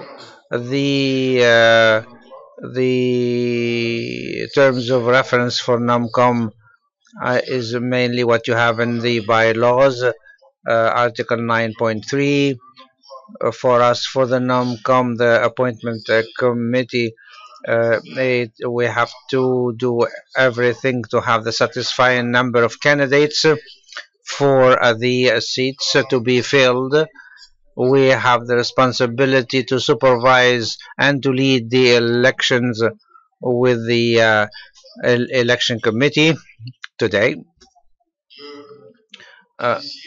To initiate the call for candidacy, to prescribe criteria and qualifications for eligibility for the elections, and also maybe hear the candidates and finally finalize the list of candidates selected. We have received from the board a document which sets up the different stages with the deadlines for the appointment. It's not very clear here, but it was an internal document with regard to the terms of reference. The guidelines from the board. We have initiated then the call for candidacies.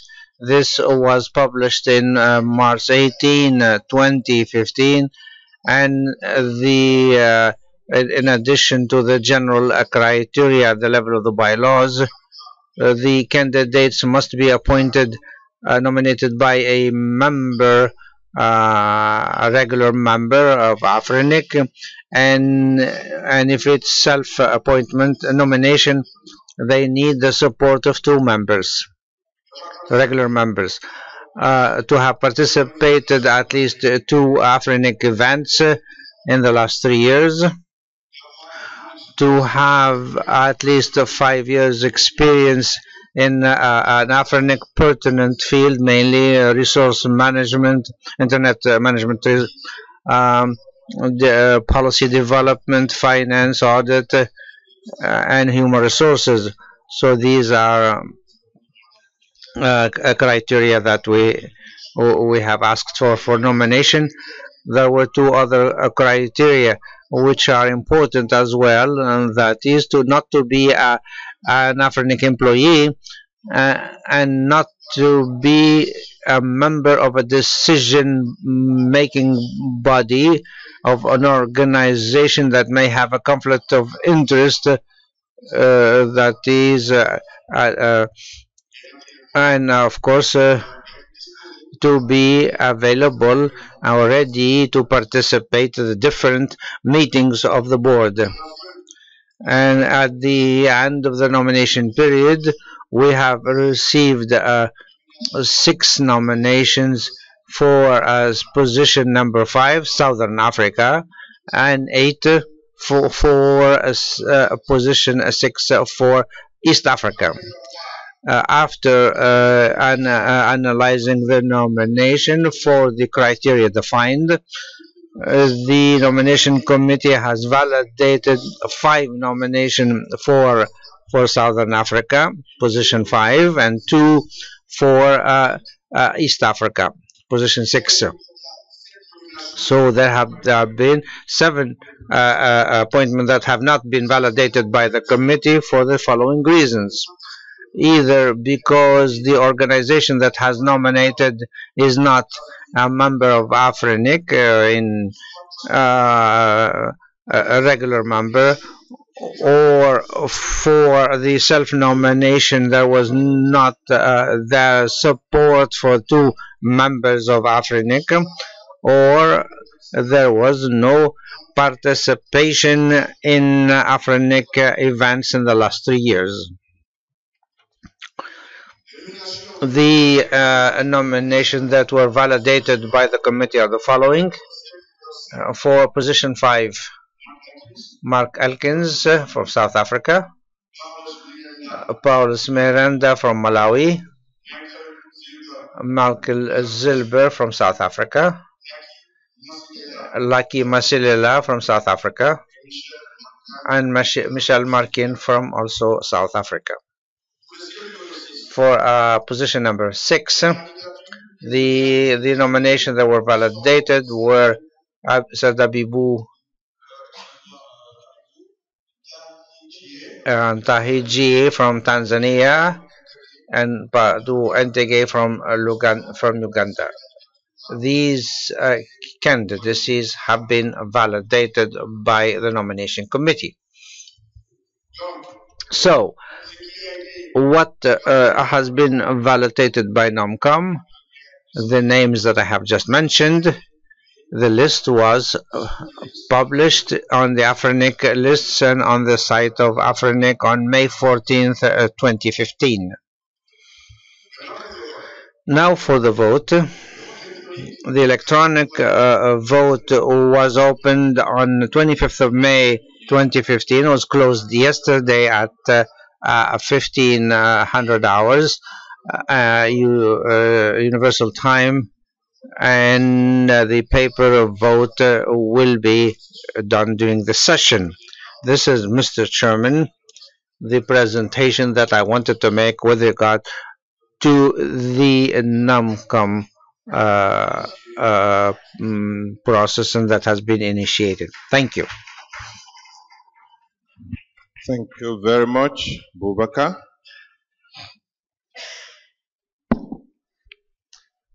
Okay. Hello.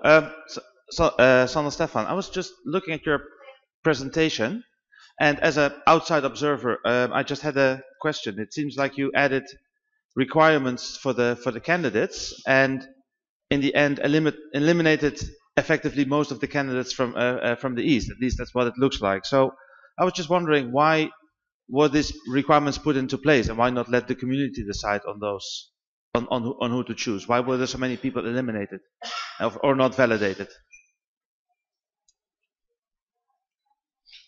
Prof? Thank you very much.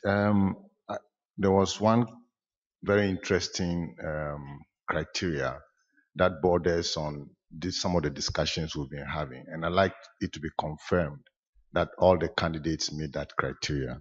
I think I heard a criteria that said candidates should not be a member of a decision-making body of an organization that can create conflict of interest because they make decisions on the things that we do here. if I got it correctly, I want to understand whether ICANN falls in that category and whether we are being careful enough to make sure that we don't find ourselves in that kind of conflict situation. So can you confirm that all the candidates meet this criteria? Thank you. Okay, if there are no comments from the floor, Boubacar, you can respond. Thank you, Mr. Chairman. In the terms of reference of the nomination committee, there was one item that asked the nomination committee to set up criteria, eligibility criteria.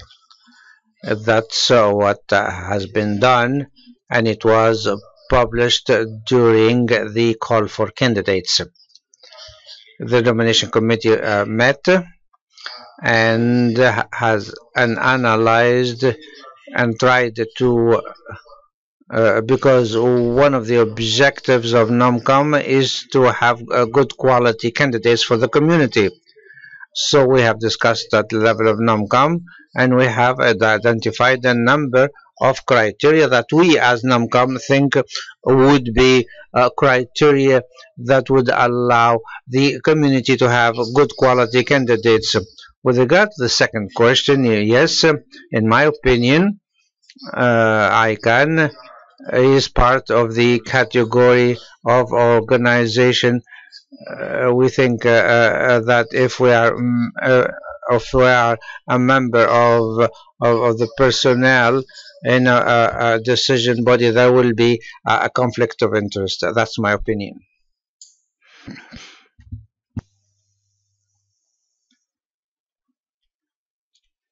Yes, sir.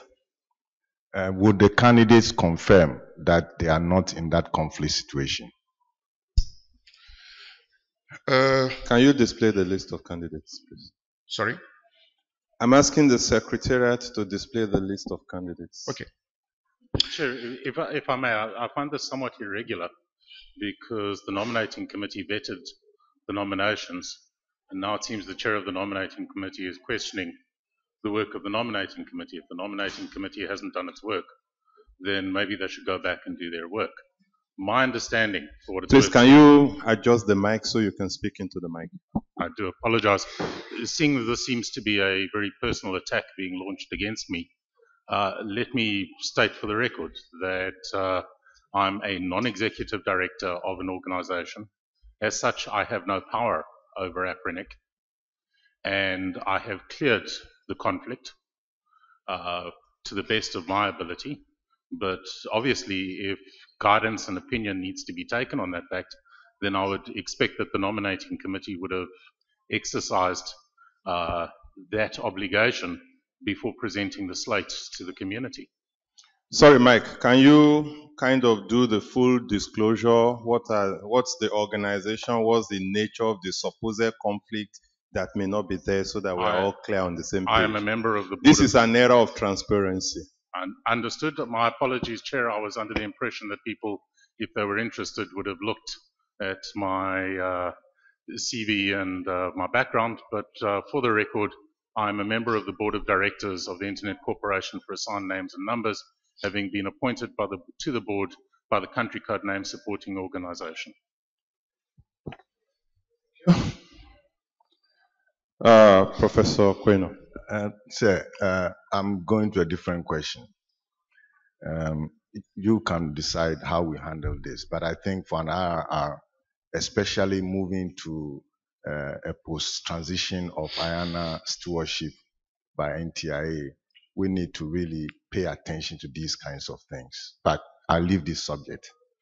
Mr. Chairman, I believe the chairman of the board announced something amounting to hacking of NONCOM.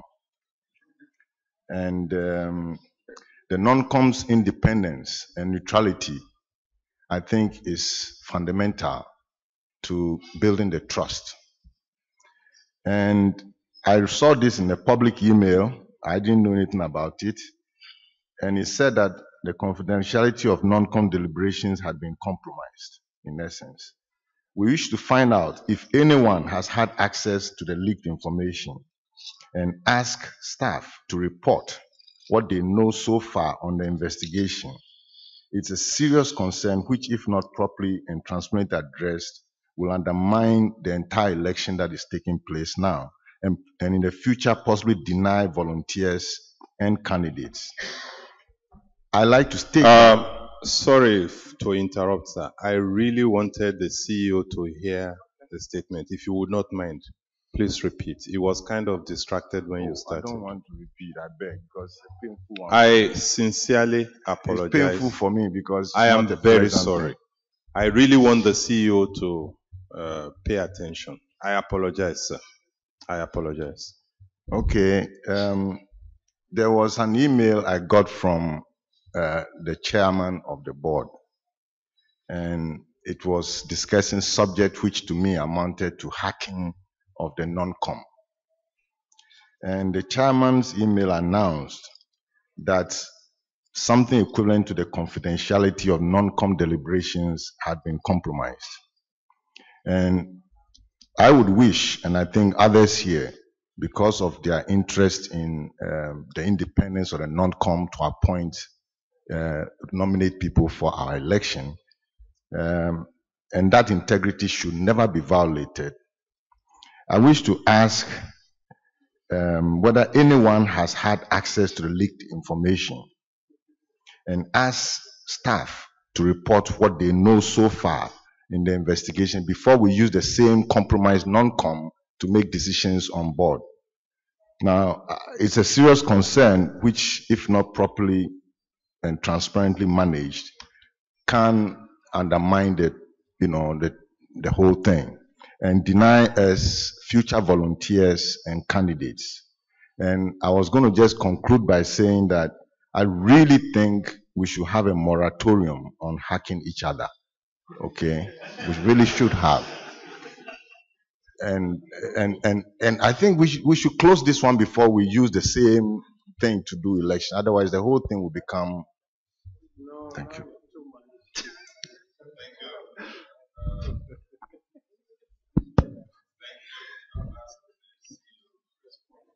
Yep. Thank you, Chair. Yes, the NOMCOM mailing list is intended to be confidential. The intention is that the NOMCOM can use this for internal confidential discussions. However, I must apologize to the NOMCOM.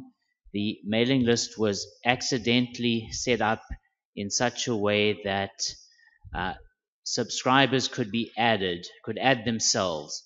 So there are two parts to it. The mailing list has an archive, which is correctly restricted to access only by members of that mailing list. But the mailing list also has an interface where you can subscribe. And there was a mistake in that interface where anybody could have gone to the interface to add themselves to the mailing list. And after they did that, they would have had access to the archives. I have received a report from the staff that 2 people using 3 different email addresses indeed used this loophole to add themselves to the mailing list and thereby gain access to the archives. I have heard rumors in the community that those archives are widely available, but I've not seen them myself. The bottom line from my perspective is that the AFRINIC staff made a mistake, for which I apologize to the NOMCOM, and information that the NOMCOM would have expected to be private has unfortunately not remained private. I'm very sorry for that. Monsieur le Président, j'ai une question par rapport à ça. I have a question with regard to this, Mr. Chairman. Since there was an investigation with regard to this act, I would like to know what are the provisions made, because if the people who did this have been identified, I think that the community should know, so that we take the necessary measures to at least ensure legal pursuits.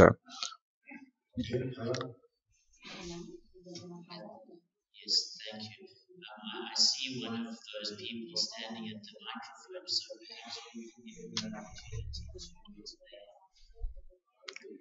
Thank you. So, for all openness and transparency, I was the person who uncovered the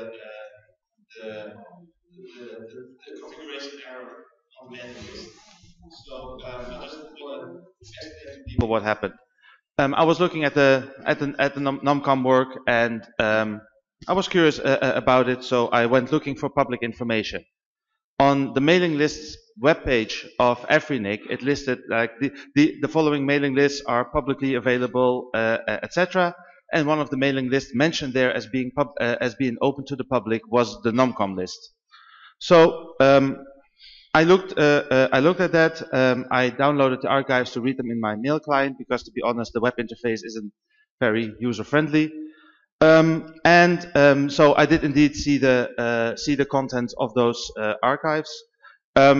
Overall, I saw very honorable behavior, so let there be no mistake on that. But there were some things that concerned me, so I gave a copy to 2 members of the board, and informed Alan, the CEO, and the technical staff, so they could close this loophole. I deleted the copies from my machine, and after that I stepped out of this. So yes, it was me who got access, because the NOMCOM list was explicitly marked as a publicly available mailing list. I no longer have access. I confirmed with the technical staff that the list is now secure, and I am no longer on it, and I do no longer have a copy of those archives. Okay. Alan? Thank you, Sander. And I'm pleased that when you find configuration errors that you report them in an ethical way. Thank you very much.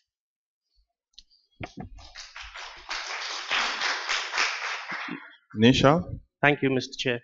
My name is Nishal Govardhan. Some of you know me already. I can attest to Sander finding the configuration error on a public accessible list.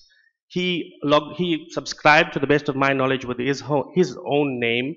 He asked me to confirm that this was indeed something that could be done by anybody else. So I did the same using my real name and real email address. So there was no duplicity attached to this. There's no effort at hiding any sort of identity.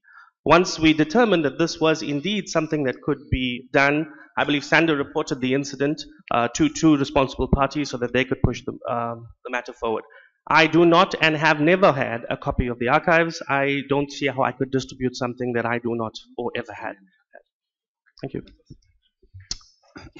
Thank you. John? Thank you, Chair. Sorry, mine was on the earlier comment by the NOMCOM Chair, where he says that he feels that the Michael Silber nomination is really not in good standing. I think NOMCOM Chair should withdraw that statement. Otherwise, it may, open a can of worms which we may not want to go into. Thank you. Okay. I'm sorry, I didn't get that. Okay, can you please say it in layman's language, please? I think Dr. Nee asked if Mike Silber's nomination is in conflict. And I think NOMCOM Chair agreed that it is. And so the question becomes, what is it doing on the list? Does it mean that the NOMCOM did not do a good job? So he either withdraws that statement, or maybe we ask them to redo the process. It can't be both ways. Thank you. Okay. Thank you. Christian? Okay, my comment is just concerning the NOMCOM mailing list issue. Because he said he shared it with 2 members of the board. As a member of the board, I think I would like to know the name of those who received that email. Thank you. Badru? Thank you, Chair. I'd like to quote from the Mauritius Computer Misuse Act, okay, and unauthorized access to computer data. Any person who causes a computer system to perform a function knowing that the access he intends to secure is unauthorized shall commit an offense and shall on conviction be liable to a fine not exceeding 50,000 rupees and to penal servitude not exceeding 5 years. I would like legal counsel to really look at that. I think I also want to echo the message from the chairman of RIPE NCC, who said we're a family, we're here together, right? You're a partner from one of the other RIRs. The first thing that should have been done was to inform the CEO as opposed to downloading the data. So ethically, it was wrong. And when you come within our community and you do that, it is also wrong to your community. So let's please be sure of that. Thank you. Thank you. Andrew? I just wanted to say I was one of the people that Sander gave that list to.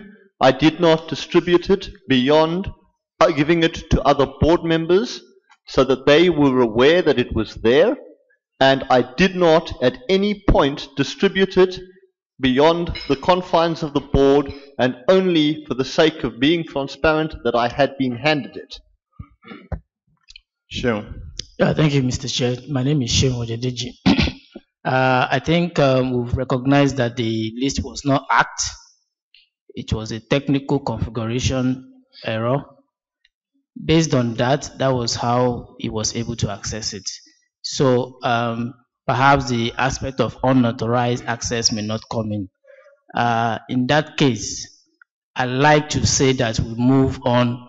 Let's leave this mailing list, issue, and continue, please, so that we can finish up on time. Thank you. Mark? Thank you, Chair. Mark Elkins. I was the second board member who was contacted by Sander about this mailing list. When I was told I'd been mailed that mailing list, I then deleted it when I saw it. Thank you. Okay. Rob? When I say I saw it, I mean I saw the mail come to me. I didn't read it. Aha. Aha. Aha. I think you have the floor, sir. Mr. Chairman, I think what we are seeing is symptomatic of the problem. You see, something like this, as was said, you just target the CEO, not even the board, okay, and just tell the CEO that I have this, observe this. Not that you copy it and you get a friend to also copy it, and then you start to share. You know, it breeds this sort of thing. Just handle it and it's straightforward. Okay, so from my point of view, it's part of the things we need to repair. Okay, that we should just deal formally, operational things with the CEO, and if there are other issues and it comes to knowledge of the chair and so on, you can move on from there. I like to change my subject because I've moved already. If you, I think in the post-IANA transition situation, it's good for us to work on the accountability issues. And that is the reason, only reason why I raised the issue of ensuring that none of the candidates are in the dual situation of decision making, both for this organization and for another organization who accredits us. Okay, because in the post-IANA situation, that's the sort of thing that in the accountability discussions, both at the global and the level here, will affect our judgment of our, esteemed officers. So it's not, I mean, I've been on the account board. I was your interim chair for long.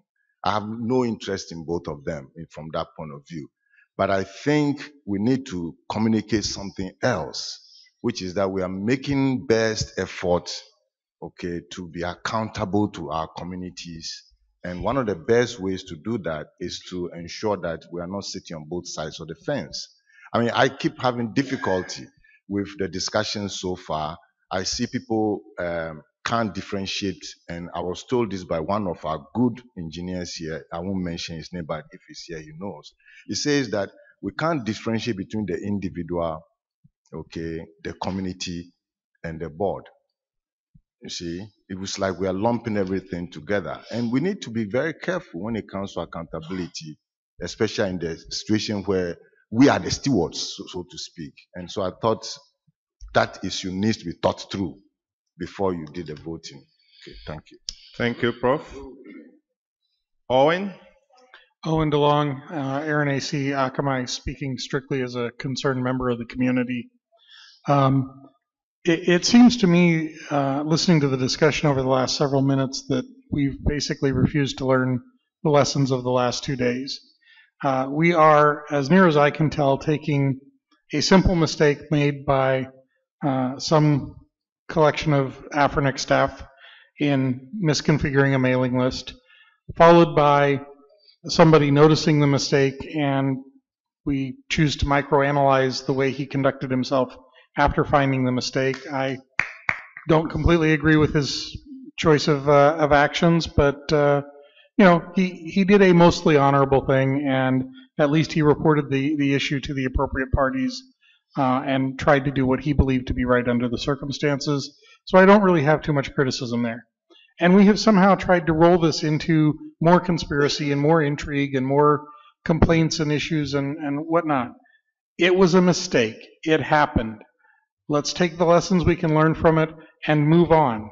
Unless it somehow impacts the slate of officers or candidates, then let us continue with the voting and let us advance this meeting rather than having it continue to Sunday. Thank you. Okay.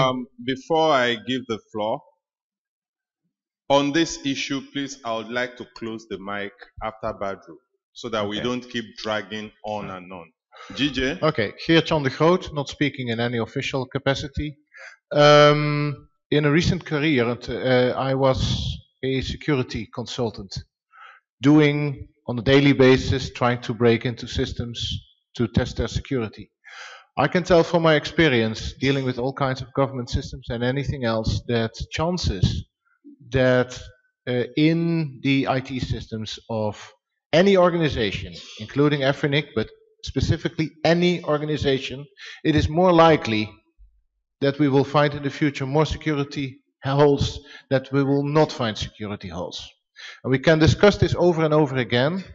That does not make sense. I was in the room when the when it happened. I didn't really pay attention. I was doing something else.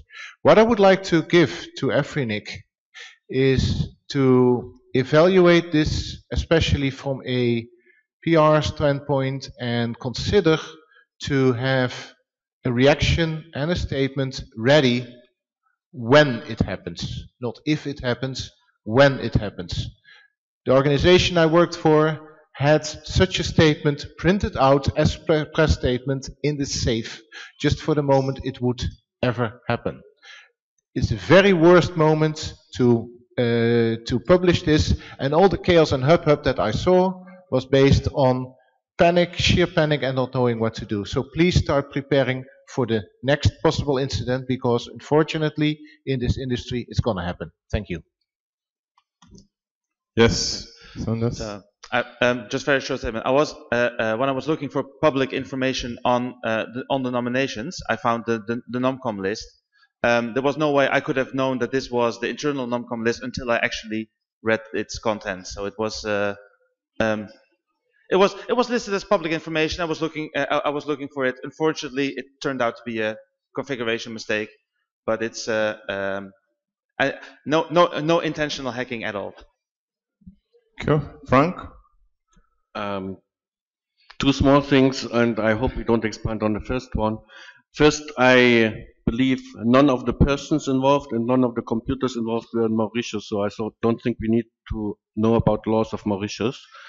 And second thing, this all happened 2 days ago, I believe, and this is a long time after that slate of candidates that was published, and it didn't change anything in the results of the work of the NOMCOM. So I think discussion shouldn't be too long right now, and we can move on. Thank you. Badru? Sorry, Chair, I go back to the point, and I think one of the members said that they They just saw that they deleted it. The point is there was an illegal act that happened. The principle, as much as Stefan, as much as you can try and defend it, the Mauritian law has a law against it. You broke that law, but the most painful thing is you then come and laugh in the community that you're good, that good. I think for me, ethically, it's wrong. Paulus? Thank you, Paulos Nyirenda from Malawi. I just wanted to maybe find out or stress the issue that they slate as an anomaly and maybe what we're going to do about it. Thank you. Ashok, the broken Mauritius law. Thank you. Now, the legislation which have been cited by Badru deals with hacking and a lot of offenses. Now, I don't think we should be in a hurry to qualify what has happened as an illegal act unless all the evidence, all the material that we can have point to such a fact that it was illegal. From the little information I have gathered, it seems there was a configuration which to my simple mind made a private mail become an open public mail, unless I'm wrong.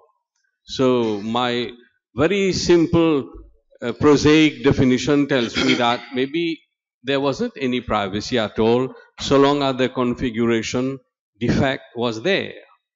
So if unintentionally people hit against those information, found them, and they saw it, and that was the end of the matter, I don't see any illegal act in there. Less a hacking. Hacking is much bigger thing if you read that law, which have been cited very correctly. The second thing is that unless we have evidence that the material found there was used to cause any damage, prejudice to somebody else using it, then it is something else. But from what we have as information, I wouldn't hasten to label that act as illegal in terms of the Computer Crime and Cyber Misuse Act 2003 of the Mauritius, unless I get further information. I want to jump to that conclusion right now.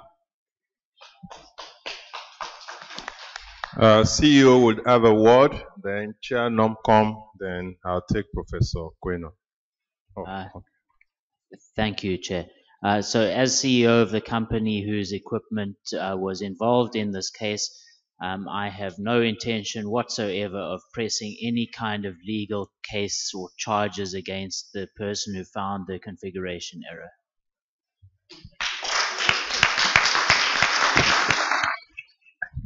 Chair Nomcom. Merci, Monsieur le Président. Thank you, Mr. Chairman. I think there is one question that was asked. I think it was John with regard to. We are aware that Mike is in a committee of ICANN, and it's mentioned in his CV. But his mandate ends this year, and we thought that there is no danger in that. And for the candidates who have not mentioned organization where there may be conflicts of interest, if you look in the website, the question that we have asked to the different candidates, the first question is the following, and I will say it in English, it hasn't been translated to French.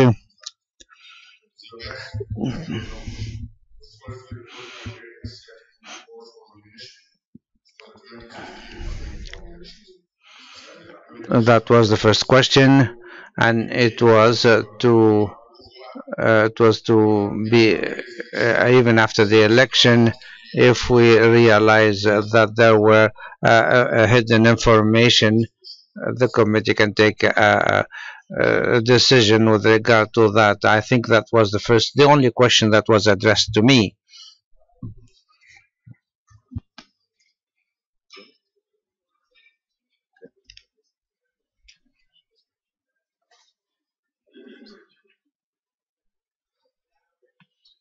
Thank you, members. Well, I gave the last opportunity to Professor Kweno. Do you still want to exercise it? Because I want to close the mic so we move into it. Yes, I'm in a hurry, even more in a hurry because I'll be traveling. Okay. But I'd like to give a feedback to the lawyer. You come to my house, my door is wide open. You come, you take the mic, two of them, and then you give it to only a few of us. That's not my sense of how things are supposed to work. If my door is open, you come in by mistake, you go out. You don't take things with you. And when you go outside, you don't go and selectively share. If you want to share, you tell everybody that I went and I took it. That's the sort of thing we are concerned about. Because this may explain why we have very little activity on our mailing list. Because some people may not be feeling comfortable to be exchanging on a mailing list. But when they are in community, they talk. So if we want to change and grow the thing in a certain way, we have to be assuring certain kinds of things with regards to how we communicate on the mail. And I think I just had to make that point. But please, let's proceed. Thank you. So, members, can we proceed? It's not on the mailing list. Okay. Last comment. Yes, no, this is on the On the list, slate. On the slate. What is the present before us? I'd like to ask Dr. Barry, please, if this is the final list of candidates, because according to the bylaws, it doesn't state which time period in which you are supposed to give us the final list of candidates. So I see validated list. That means they've gone through some level of validation. But then the Constitution doesn't say that. It just says that you have to give us the final list of the Constitution says that you have to give us the final list of the candidates before the elections. It didn't say what time before the election. So please, if I would like to know if this is the final list or there's any future amendments you intend to make according to the new regulations. This is the slate. It's a final list of nominations validated. So these are the people who will be standing for the seats, election for seat 5 and seat 6 today. Thank you, members. I would like to, at this point, step down, hand over to the chair of NOMCOM so that we can have the presentation of candidates. Thank you.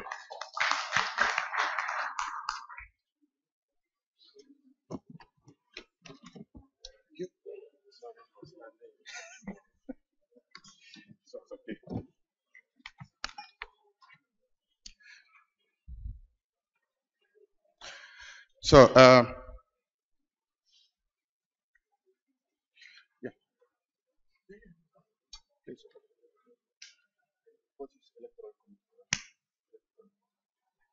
so I will invite them.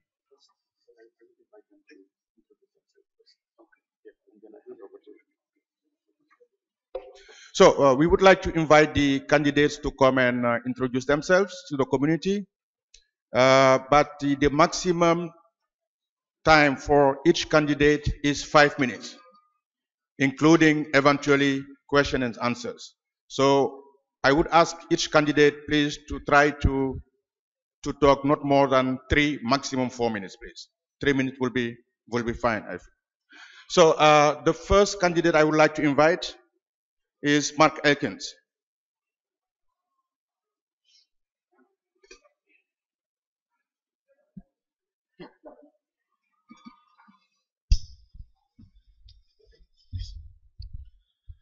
Good morning, everybody. My name is Mark Elkins. I have served on the AFRINIC board for the last 6 years, but if you look further back, you'll find I'm also mentioned as one of the pioneer members of AFRINIC. It's something that I believe in, and I would therefore like you to vote for me in this election coming up. So I can go on about all the great things I've done, etc., etc., but what does that really help you with? So let me tell you a story of the person who's standing in front of you. I had a member of this community, he's certainly here somewhere, I don't know if he's in the room at the moment, and he came to me and said, "Hey Mark, do you remember 10 years ago you gave me some Cisco routers, and that meant that I could go away and I could fulfill a course and I could progress with my life. And guess what? I've now given those 2 Cisco routers to my 18-year-old daughter, and she's also doing the same sort of thing. So this is the sort of person, and I think that's correct. And this is the sort of thing that I believe in. And this is the sort of person I am. So, like I said, please vote for me. Thank you.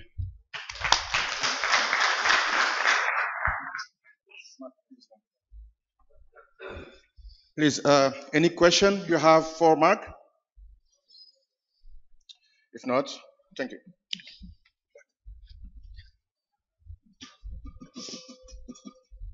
Paulus, please.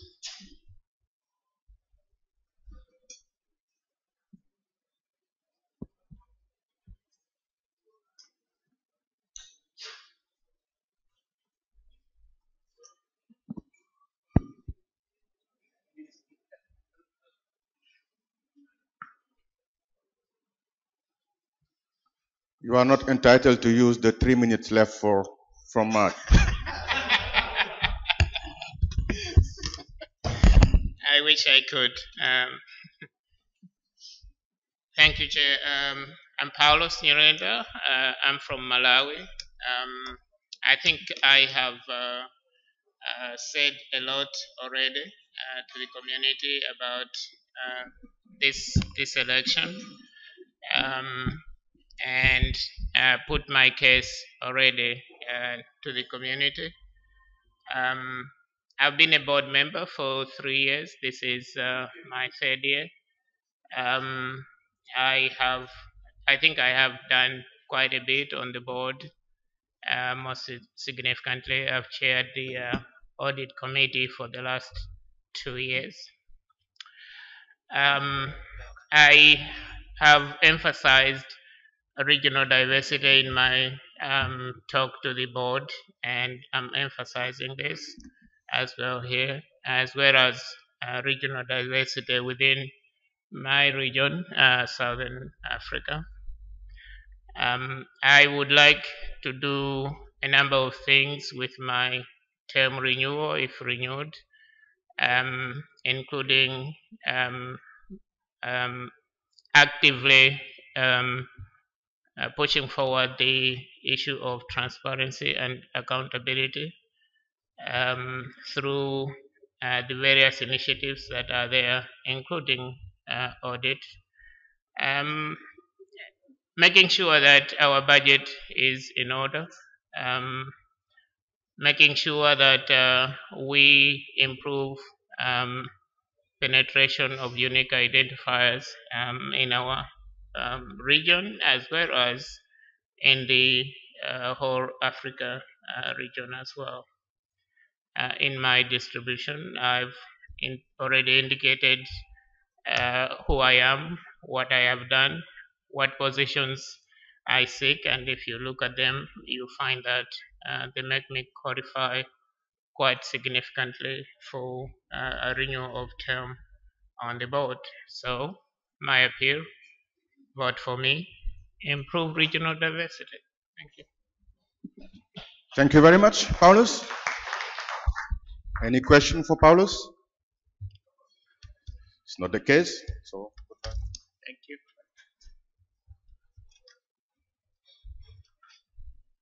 Mike.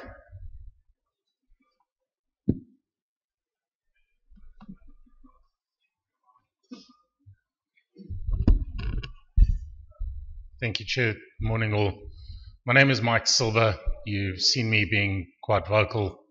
You may have seen me at some previous meetings. You may have seen me in the list or on the online participation. As you would have gathered, I'm a lawyer by training. I work in the network space, and my passion is connecting people. But my strong legal background gives me, I believe, a unique skill set, which at the moment is sorely missing within the AFRINIC board. I have been nominated by TENET, the academic network within South Africa, also a proud member of the UbuntuNet Alliance. I was not nominated by my employer, but I am employed by Liquid Telecom. There was some question on the list. I am a Liquid employee, but I don't hold this nomination as a Liquid employee. And I'm also very cognizant that when you enter a room as a fiduciary holder, as a board member, you leave your affiliations at the door, and your primary responsibility is to this organization. Unfortunately, we've seen over the last few days that there are some questions as to people's ability to do that. And really, my point in being here is not to criticize any of the other candidates. They're all fine people, some of whom have served with distinction, some of whom are proposing to enter this community. I think where I differentiate myself is I have a strong governance background, having served on multiple boards, mainly not-for-profit, across the globe. I can bring an insight that I don't think the other candidates have, and I think that I can actually effectively make changes regarding the existing governance and transparency challenges that AFRINIC is experiencing. Thank you. Any question for Mark? For Mike? Sorry. It's confusing. We do look alike. Sorry. Yes, Ben. Yeah, hi, Mike. Just a simple question. I just want to know how many non-profit organizations have you served on? You just said you served on non-profit organizations. Boards. Boards, yes, that's right, boards. So until approximately a month ago, I was a director. I was, in fact, one of the founding members and a director since inception of the .za Domain Name Authority. I'm a director of Tenet, the tertiary network in South Africa, and I'm a director of the Internet Corporation for Assigned Names and Numbers. Well, I'm not a director, but I serve on the management committee of the Internet Service Providers Association of South Africa as well. One could argue that it's the equivalent of a board position. Okay, and the other second question is, how do you, marry the two? Because on one side you are an employee of a profit organization, Liquid, and on the other side you also on the board of a non-profit. So how do you mix the two? Because we've seen that sometimes the thinking could be a little. So how do you manage the two worlds? I'd like to know. Thank you. I think that's a really interesting question, and it's something that I'm very careful about. I think as a lawyer, and having been in private practice before I moved in-house, you become very adept at recognizing where the boundaries of your representation begin and end. Because one can represent entities who are possibly competing with each other, and you need to draw the lines. And the one issue is very clearly confidentiality, that confidential information belonging to the one is not shared with the other. The second is very clearly disclosing any potential conflicts as and when they arise, and getting a ruling from the chair of the board or the governance committee as may be appropriate. And the third is managing yourself and your ethics as a person, acting with the integrity that Badru was talking about previously, to ensure that whatever you say is said with the highest of integrity and there's no crossover. I see. Okay, so in your own way, this is the last question. Sorry, last question. Yes, please. So what would you recommend if a board member or in your space you found that somebody had breached this fine divide as you've stated? What would be your normal? How would you react? Or if, let me put it this way: if you were to find that another colleague board member or some of that relation had put himself in this space, how would you be able to, how would you react? Very short answer, please. Certainly. Well, I think the critical thing, and Fiona repeated her previous suggestion of having some sort of governance committee. And I think the critical thing is that you need proper structures and you need proper process, because people are entitled to due process. But if there is a need to take action against somebody who's been in breach, then you take action. You can't have people without integrity serving the community and serving the company. Thank you. Thank you. Okay. Lucky, is he around?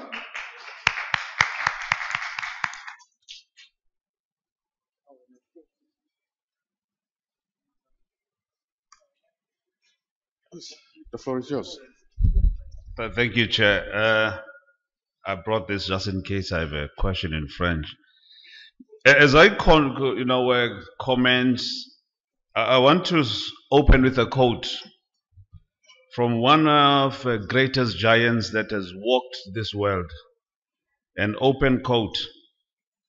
The quality of change in our society will greatly depend upon the quality of leadership that is exercised. Close quote.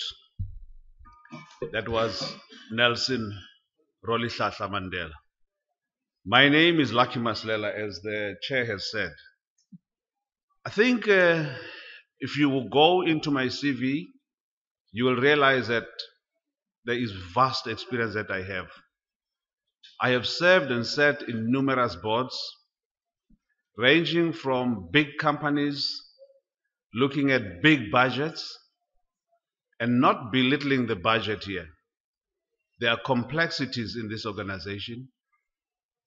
And for me, today, when I had raised my hand a few days ago, or a few months ago, I wanted to raise it even higher. I wanted to raise both hands, looking at the opportunities that were occurring, that were manifesting themselves here.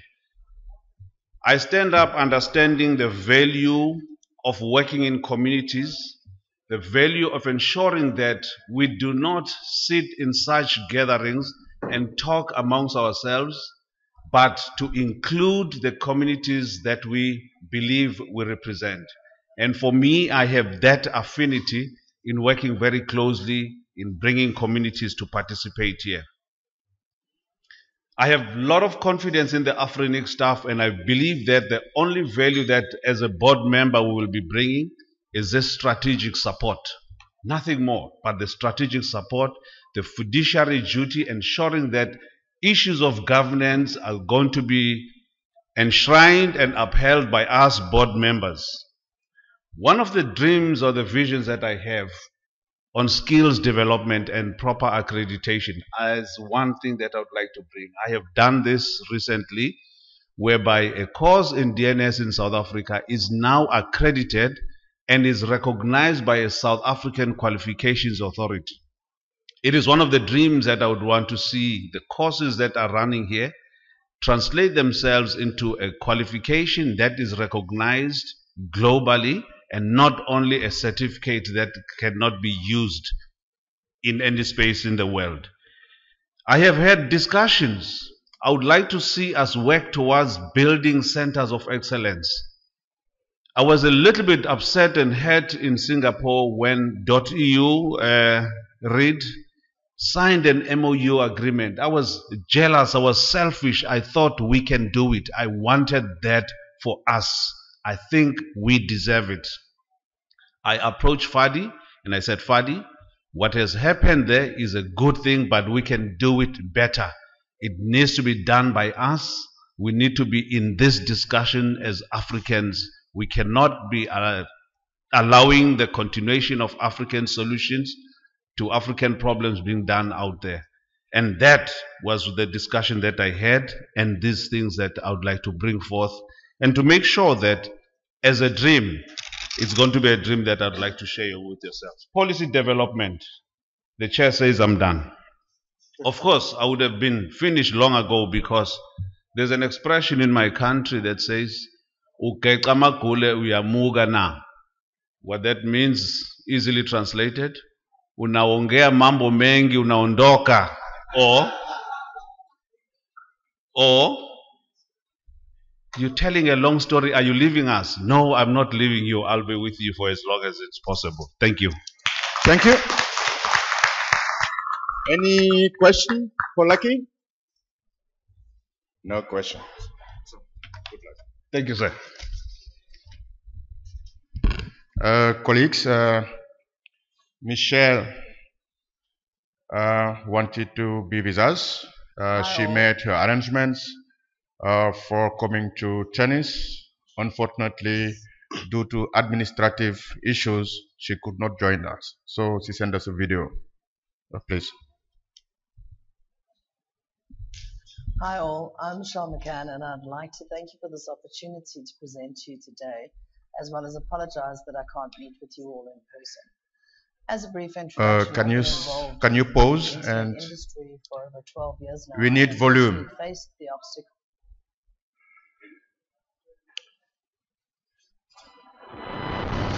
Hi all, I'm Michelle McCann and I'd like to thank you for this opportunity to present to you today, as well as apologize that I can't meet with you all in person. As a brief introduction, I've been involved in the internet industry for over 12 years now and have personally faced the obstacles, be it regulatory, commercial or technical, which truly have slowed down the internet development within Africa compared to our counterparts such as RIPE and ERIN. However, this time is now changing, and personally I've seen this within the Southern African region, where we are seeing a huge amount of content investment, large amount of resource growth, and adoption of IPv6 resources. Currently, I'm heavily involved in infrastructure development throughout the Southern African region, primarily focused on co-location and peering strategies, and I've made it my personal goal to improve the existing transit as well as content scarcity issues within the region. As I've seen, this is the limiting factor for African internet growth, primarily focused on education and government services. I suppose the bigger question is, what am I going to bring to the table? I'm a commercial person who truly understands the strategic benefit of distributing and promoting AFRINIC services throughout the region across all segments, which is not only our usual suspects such as network operators. This also includes government services, enterprises, as well as education facilities. To further this, it's vitally important that we start promoting AFRINIC to the other RRRs. So in order for them to understand that resource allocation has grown over the period of time, even through all the challenges that we as Africa have faced. AFRINIC is well positioned to be the thought leader in many strategic projects, including existing ones such as the AXIS project, which is currently being driven by individual players as well as global members who may or may not have Africa's best interests at heart. Promotion and involvement of strategic local and global stakeholders are key to Africa's success, and this is where I personally feel AFRINIC can play the central facilitation role similar to that of RIPE. The wish list could go on and on and on. However, I'm limited in time, and I'd like to wish you all a successful week and thank you once again for this opportunity. Please feel free to contact me directly should you want to share any ideas or any global experiences. Have a great week ahead. Thank you, Michelle. She might be online. So I would like to invite now the candidate for the Eastern region, for the Eastern seat, Eastern Africa, and Abibu.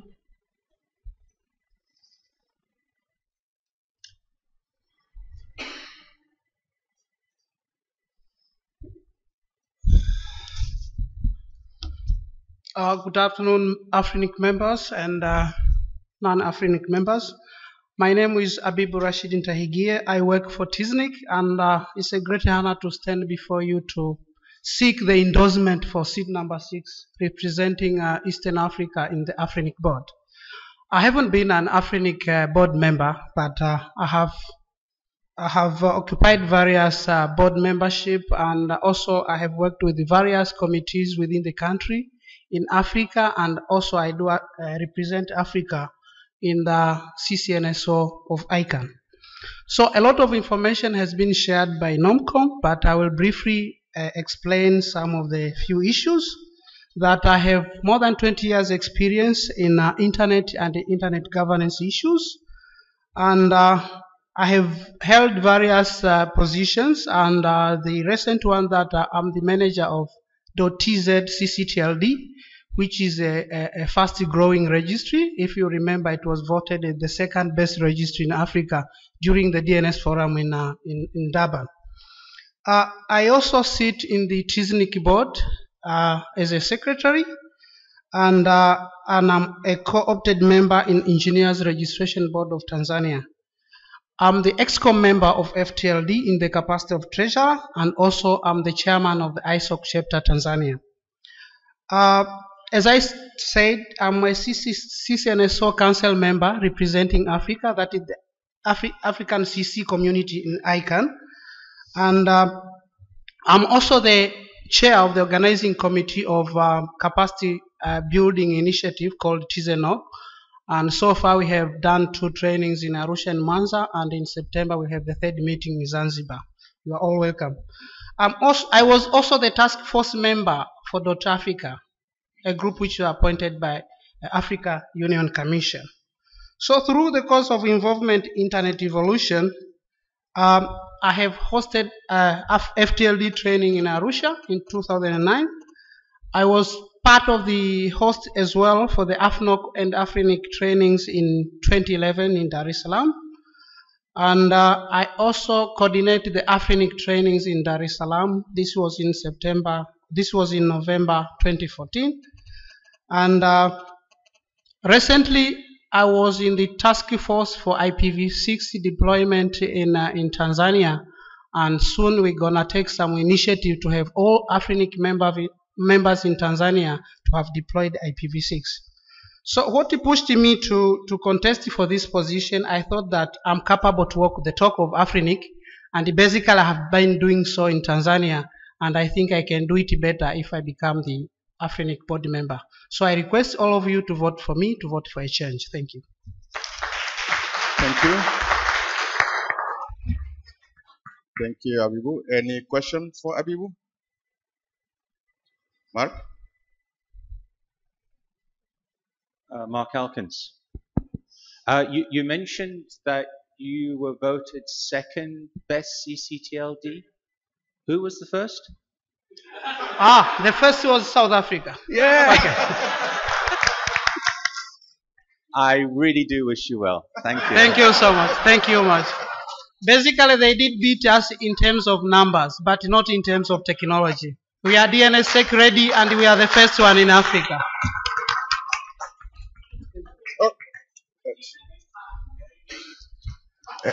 And who was the non-com? Who was the non-com for this thing you referred to, Mr. Abibu? What is the question? Oh, the award you referred to in the DNS forum. I just want to know who was the non-com. For DNS forum. Basically, we were selected by ISOC, ICANN, and FTLD. So FTLD, ICANN, and ISOC are the ones who recommended TISNIC as the best 2nd registry in Africa. And today the first, the Yeah. best. And don't forget that I was voted the young. I got the young award last year. Thank you. Thank you.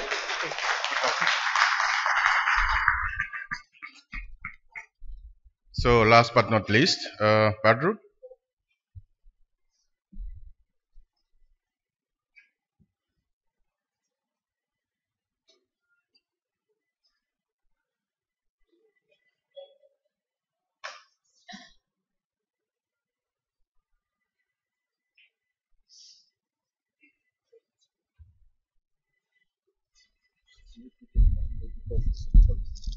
Good afternoon, everybody. My name is Badru Ntege, and I'm running for East African seat as well. I'd like to, I think you all know me, but let me tell you a little bit about myself outside AFRINIC. I do run an organization, own and run an organization, which is employs up to about 1,000 technical engineers around East Africa. We support most of the telcos within the region. And I also participate, I'm a board member of the Uganda Business Process Outsourcing Association. I also sit on the Presidential Investors Roundtable for the ICT, in terms of ICT policy, from a professional policy and a business policy point of view. As I said, in terms of the regional stuff, I'm across the region in most of the countries, in 6 countries that I operate in. But also from the AFNOG and AFRINIC point of view, I have been within this community for the last 13 years. I hold this community to heart, and the growth of this community, the integrity of this community, to me, is the most important thing. To be able to hold integrity, you need to have the courage and consideration to stand when things are not right, to be able to speak out. Even though you are the only one speaking, you need to be able to hold that voice. but also to understand when to use the voice. When it's important to deliver the job, you do, which we did, and made sure that we completed the job. And then when you need to actually deliver the truth, then you need to do that. So I believe in full integrity. I believe in service for this community. I still believe I can do a lot more for this community.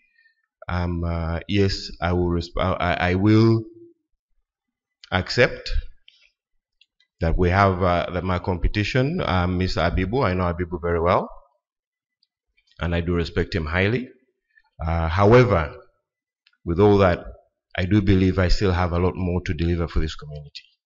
Thank you. Thank you, Badru. Question for Badru?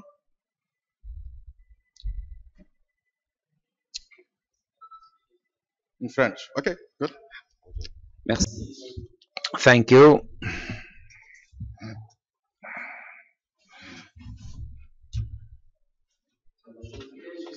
I would like to know that despite of all what happened the last 2 days, and your name has been mentioned several times, what motivates your candidacy?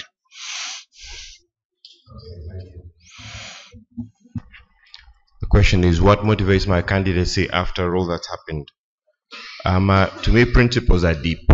They're fundamental and they don't change. And if you stand by your principles, you have to be prepared to stand for them, as I said, even though you're wrong.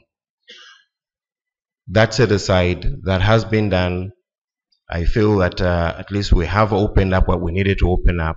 I'm still willing to serve the community, and I think we can now move forward, and I'm still able to serve it. Yes, Fiona. Yeah, please. Fiona. Badru, you're running for the East African regional seat. In view of your relationship in the East African region, with the East African operators, with the bodies that represent these East African operators, what do you think you're going to do different that you have not done? Secondly, without it looking like you are stepping down a few minutes ago for the show, having stepped down, why should we consider you again for this position? Thank you. Let me handle the last one first. If you strongly believe in your position and you're prepared to stand alone, and if it means to step down, even if this was last year and I still had if this was in the middle of my term, the issue at hand, I still would have stepped down. If it was 1 year without an election, the issue at hand, the level of lack of transparency at hand, if it was last year and it's the second term of my term, I still would have stepped down. It is that deep for me that I will step down at any time if the principles are broken. I did not step down in Mauritius because, as I said earlier, there was an important job to be done. And until that job was done, then the right time to happen for the issues to happen. And this is the forum that we handling those issues. That is why. First question. The first question in terms of what will I do for the operators in the region? I have said already, I am one of the major employers for technical operators in the region. I have been responsible for raising the pay and the value of the operators in the region from an employer point of view. Now, from a policy point of view, I have been involved heavily in policy. Okay, and I have also been able to influence through my position on the Investors Roundtable a number of connectivities. The fact that we have SECOM in Uganda, that was part of my intervention in terms of opening up the blockage that they have. And I have not been approached by Kenya operators. You had an alternate member who was resident in Kenya. So what do you plan to do different? Last question, please. Last. I think we did have a discussion earlier this week. We should have more dialogue with each other and see ourselves as a region, not a country. East Africa is made up of a number of countries. As I said, I am active in all those countries. However, we need to open up more dialogue. And if you're open to dialogue, we will have dialogue. Thank you.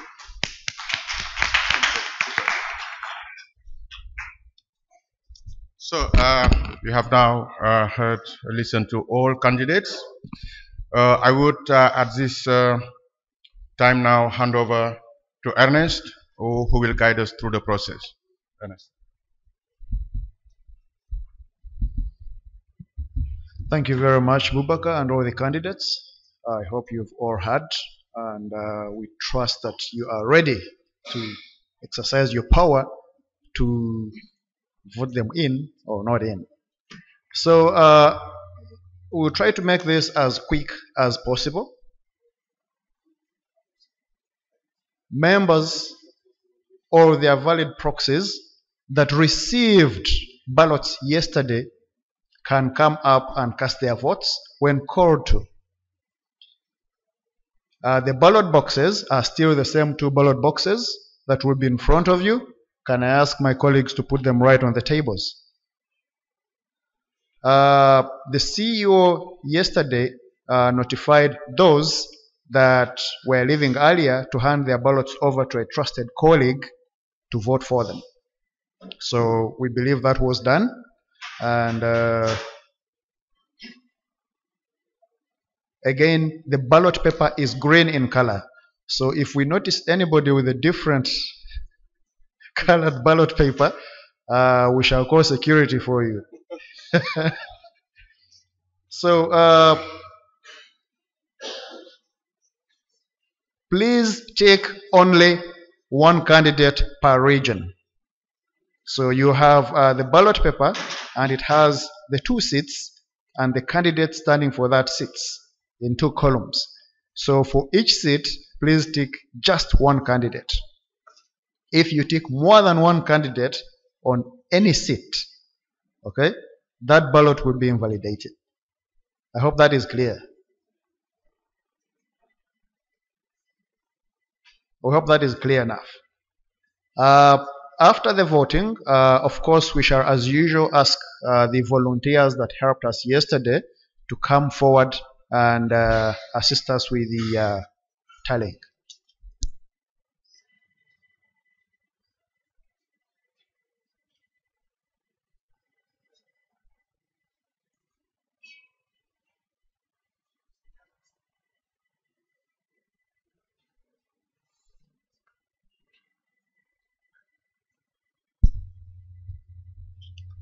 Regarding the e-voting, the electronic voting ended yesterday as scheduled at 4 p.m. Local time. But the tallying has not been done yet, and it will be done right after the paper ballots have been cast. And we urge all the trustees that will unlock the e-voting tallying to be ready with their keys. And that is Dr. Buba Kabari, Ashok, and Alan, who I believe are all here. The results then from the e-voting will be combined with those from the paper ballot to get the final number of votes. Again, when the e-tallying is done, the same observers can come and watch, but it will be done right in front of you on the screens. So, can I ask everybody or anybody holding a ballot that wants to vote to come and cast their votes now? There are 2 ballot boxes right in the center, and the other side where I'm pointing. Please feel free to cast your votes now. Thank you. And may I also ask my colleagues from the ECOM to prepare the e-voting system so that the trustees can can upload their keys right now. The trustees, if any of the trustees is also going to cast a ballot, I believe maybe that could apply to Dr. Bubaka. Please cast your ballot, the paper vote, then go ahead and help to unlock the e-tally. Thank you.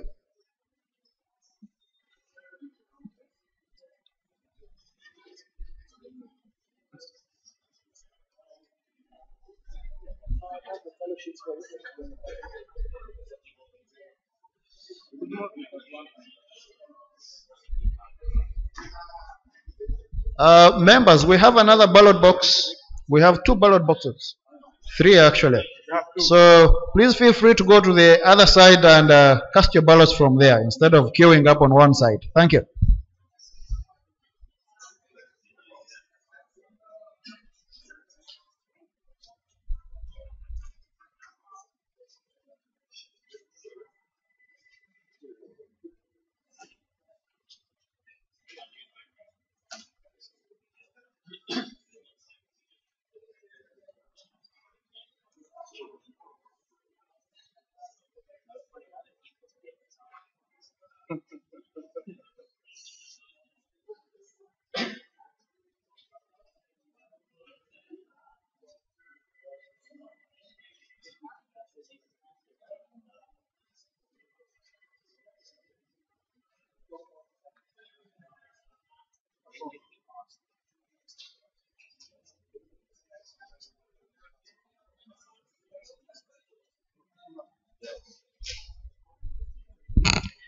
Uh, Yesterday we had 3 volunteers from outside the region to help us with the counting.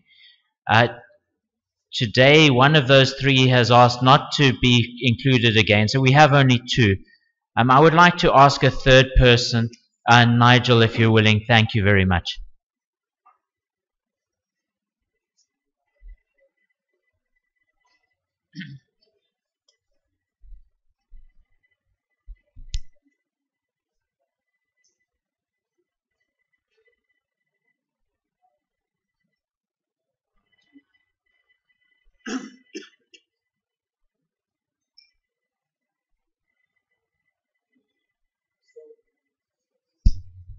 Has everybody cast their vote? In case anybody else has not cast their vote, we shall give another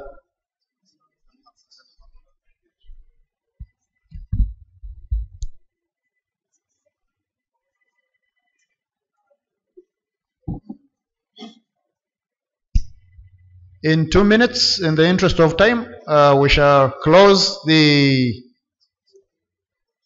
voting and start counting of the ballots. Anybody that has not cast their ballots, please come forward.